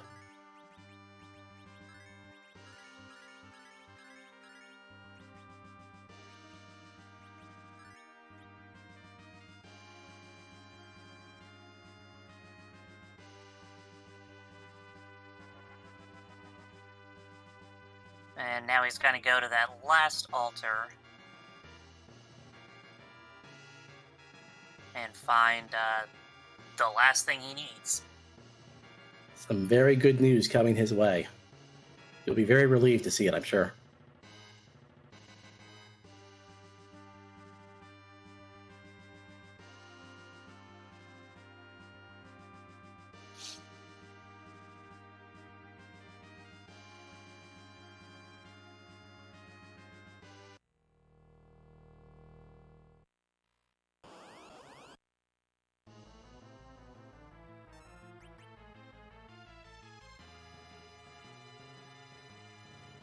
And there's the good news. Objective number 4 is going to be completed in a matter of seconds, and he can just take the walk down to say hello to Zeromas.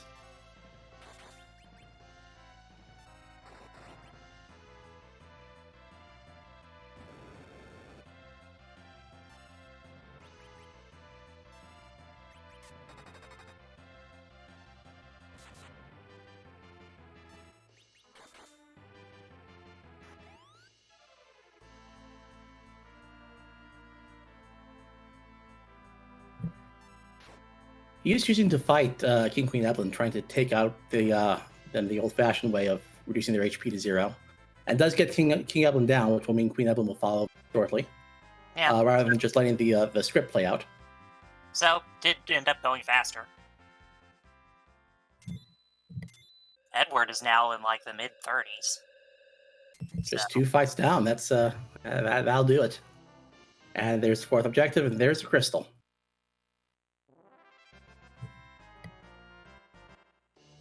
And he's already on the moon, so doesn't even have to go anywhere. Except take the swag walk. We'll have to see if he decides to do any more grinding on that.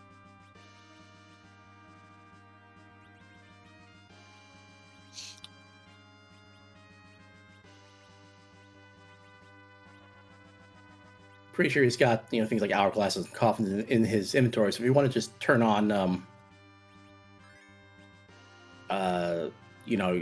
random encounters and take up random encounters on the way down to Zeromas, that's certainly a possible play.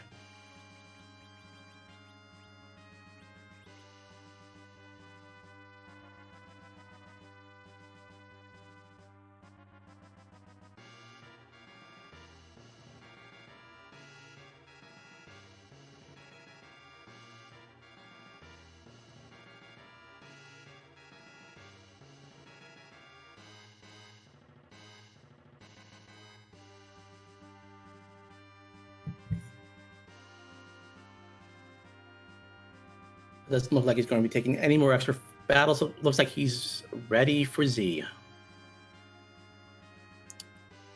Ooh, did he walk past the save points though? He walked past the save points. I don't think he saved on the Crystal Stored Altar after going here. So Ugh. that's. I mean, it feels like he's got the levels, especially on his Cecil, and the power on his Cecil to get through the fight in one go. But one big bang into Medio, and that doesn't matter how strong you are. That could spell disaster. Yeah. It's definitely a bold strategy.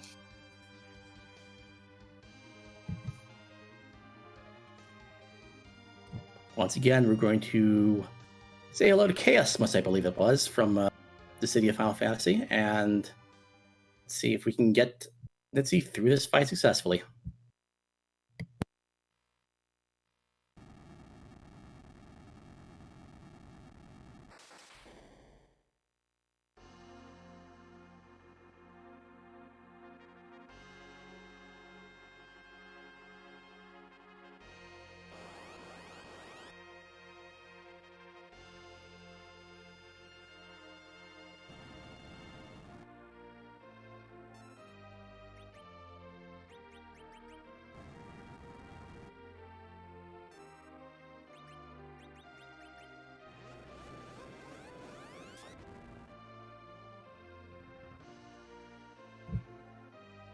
And there's the crystal coming out.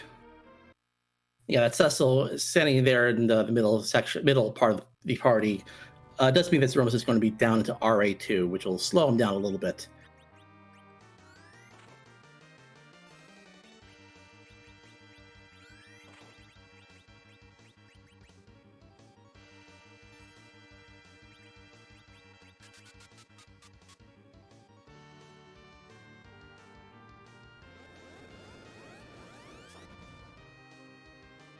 And Edward's HP is much lower than everyone else, and of course the counter. Of course.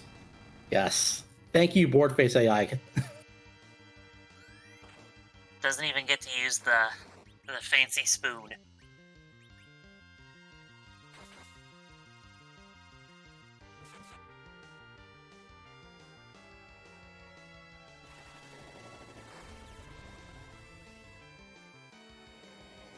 There's the big bang. I believe Rosa did queue up a life on Edward, so hopefully Edward can get back into this fight.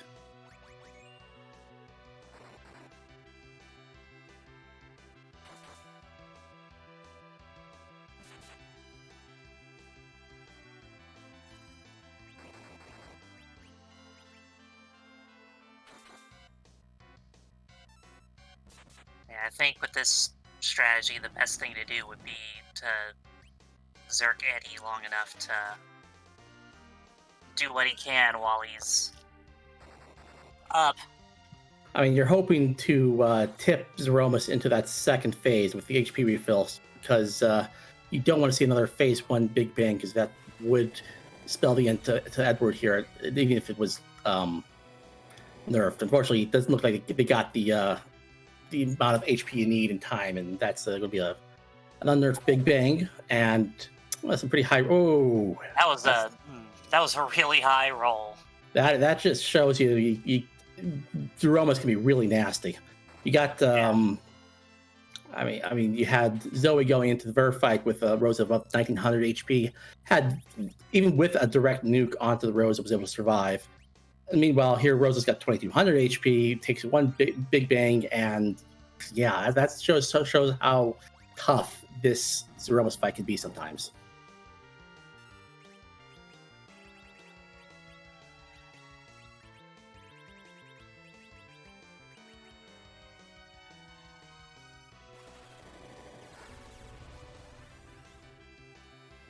Wow, that was a really fast shake into the Big Bang.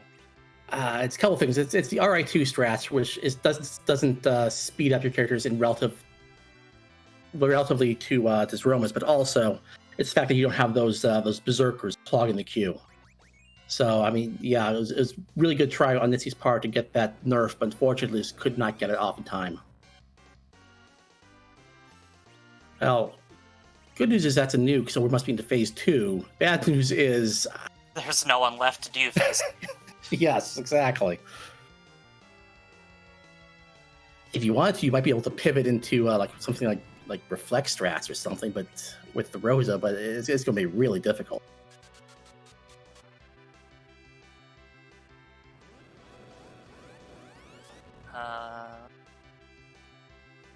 Not sure why the. Yeah, that's. Yeah, it's unfortunate there. Then if this was nerfed, she's got a chance to survive. Oh, he missed the time. That time would be really difficult to get. So yeah, that's an unfortunate wipe. That was a really nasty high roll on Rosa. If Rosa survives there, I think he's through. Yeah, when did he last save? Oh yes, that's right. He didn't save before going into the Roma's fight. Did he get the... Maybe he did, and I just didn't catch it. Oh, he probably saved up there on the Crystal Sword save point instead of, down here at the lower room, which is okay. That's really good. Okay, that had me worried. I mean, worst case scenario, he would just have to go through the King Queen fight again, but still, it's time loss, and you don't want to see that.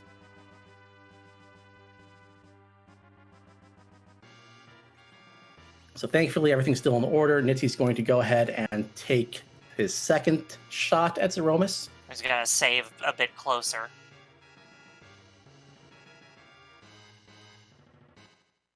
I mean, considering all that could have gone wrong in that first fight, you have to hope that this fight just goes better for him because, I mean, it was not his fault that fight went as far south as it did. But, at this point, he's, not playing against the clock anymore because Zoe already finished. So it's mostly just, take the time to show Zeromus what for. Which, definitely admirable. Absolutely. I mean, it's experience as well because it's good, always good practice to do these fights in a tournament setting, even if unfortunately you do have to take the loss.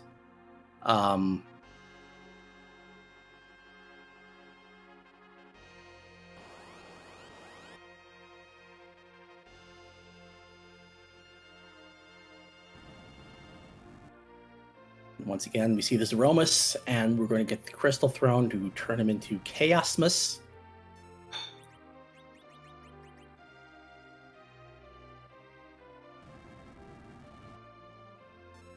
And while he does that, once again, I want to thank everyone working behind the scenes. We have Gun Pilot Spaz on the restream duties. We've got Marion Knight doing the tracking. They both did a great job tonight.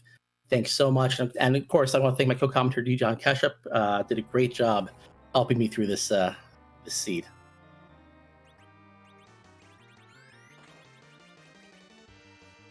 And again, thanks, to my partner, Twisted Flags, for being here as well. It's been a great run tonight. It has been a lot of fun, and as always, it's been interesting to watch two very good runners do their thing. Ooh, that was a high nuke on Rosa. Can we get that heal off in time? Yes, it looks like we can. Very good. And if we can get these berserkers out and clogging the queue. Yeah, I think Z is going. That was very nuked on Eddie and still wasn't enough. Yeah, unfortunately, that 600 HP, even with the nerf Big Bang, is going to be very tough to keep him upright. Yeah, I think Z is moving too fast for Eddie to be revived and zerked and actually attack in the span of, between one Big Bang and another. Right, but we've got the Crystal Sword Cecil. We've got Kane and Yang, both very high level, both with Kane with very good equipment. keep those 3 up and running, and we should be able to get through this. Queued up that Q4 too early, and it went off before the Big Bang. Oh, you hate to see that. So he's gonna have to queue up another. Luckily, Rosa survives this time. Again, a relatively high roll for Rosa, who usually gets some good defense on that Big Bang thanks to all of the white mage gear she's usually rocking by this.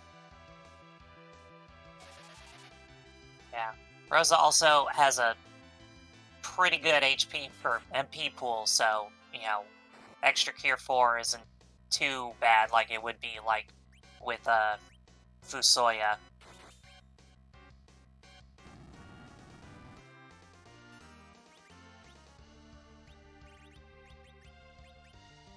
Now, I could be wrong, but it looks like we might be out of Bacchus wines at this point.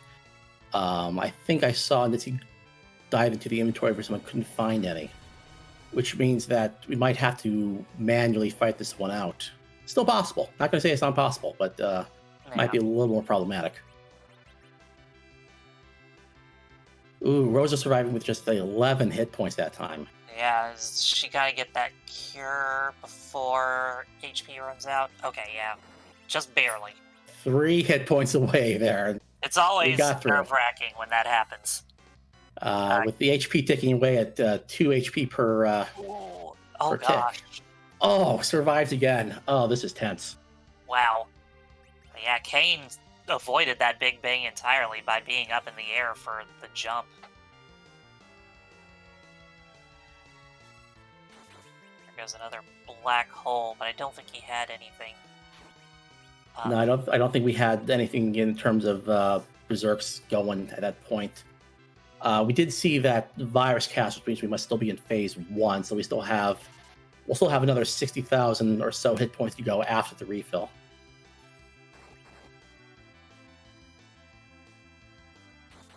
Seems to have a good rhythm going now, though.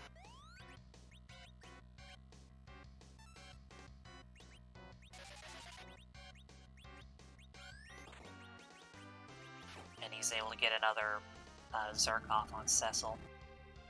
This is probably going to be the point where you tip over into the refill. It does also reset Zeromus's script, so you will have a little more time to get off a few more berserk hits before another black hole comes out. Another black hole comes out to reset it. So say this is the time you wish you had an Avenger on you, because then you wouldn't have to worry about losing the berserk status. Okay, got that Cure 4 queued up in time. Rosa survived. Yeah, that's a nice low roll there. Kane's got to miss the heal, though, because he's up in the air, which, when you're doing jump strats, is one of those things that just kind of happens as it goes. And clearing those berserks again. Gosh. It's like he doesn't want to be destroyed or something. How dare he?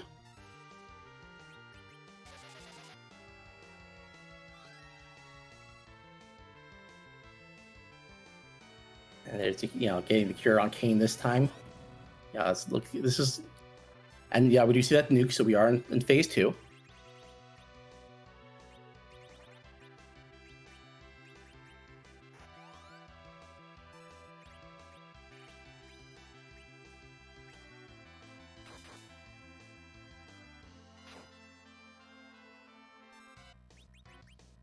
Fortunately, it looks like Rosa might be running a little low on MP. She has a good MP pool, but I mean, to go casting a Cure 4 is kind of expensive. And I believe he used that elixir early on to cure Rosa from a counter nuke. Yeah. Yeah, this is definitely one of those times that you're hoping that you just picked up like a random either 2 from some chest somewhere.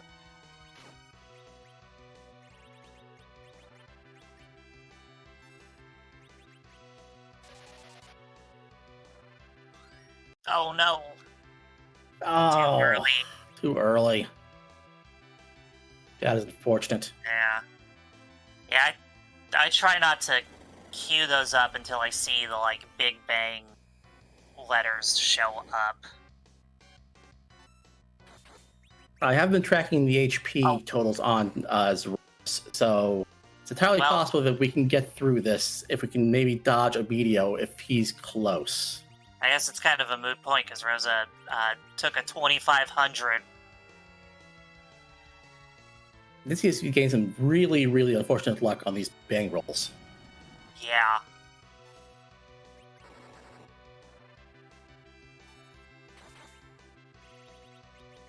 He's been Yeah. doing a lot of damage. How is he not into, like, Meteo territory yet? Oh. Oh no. Yang could theoretically survive this. No. No, oh no. Oh, this is some unfortunate luck. Yeah. Sometimes Zeromus just decides you're not winning. And with that, I'm afraid to say that Nitzy has put an FF on the race room, has decided not to play out the rest of the seed. And after those two unfortunate fights against Romus, I can hardly blame him. Yeah. But I mean, valiant effort, great job. You know,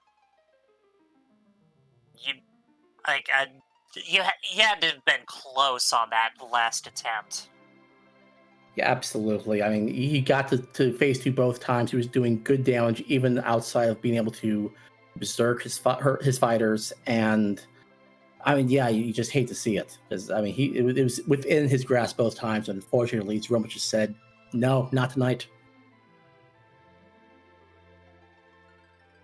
Yeah, a big big GGs for sticking out this far. He did a very good job getting to the point where he did. He had a couple of issues early on as well, fought through them, and I did a very good job. So, shout out to Nitzy for keeping through it. Yeah. So I believe that's going to do it for us tonight, Dijon. Is there anything else you'd like to add for this season? No, it's just it was great effort from both our competitors, and I believe we're going to end things off with a raid. Yep, I believe we've got Commander Leonhardt in our sights doing some practice. Yeah. So do not spoil the race, as always. We know where you live. Yeah. Don't spoil. Yeah, thanks again to GPS and Polarian Night behind the scenes. To my co-commentator, Jishan Ketchup. It's been a blast. And all of you out there, thanks for sticking with us. Thanks for watching. Hope you guys had a great time. And we're going to see you at the next race.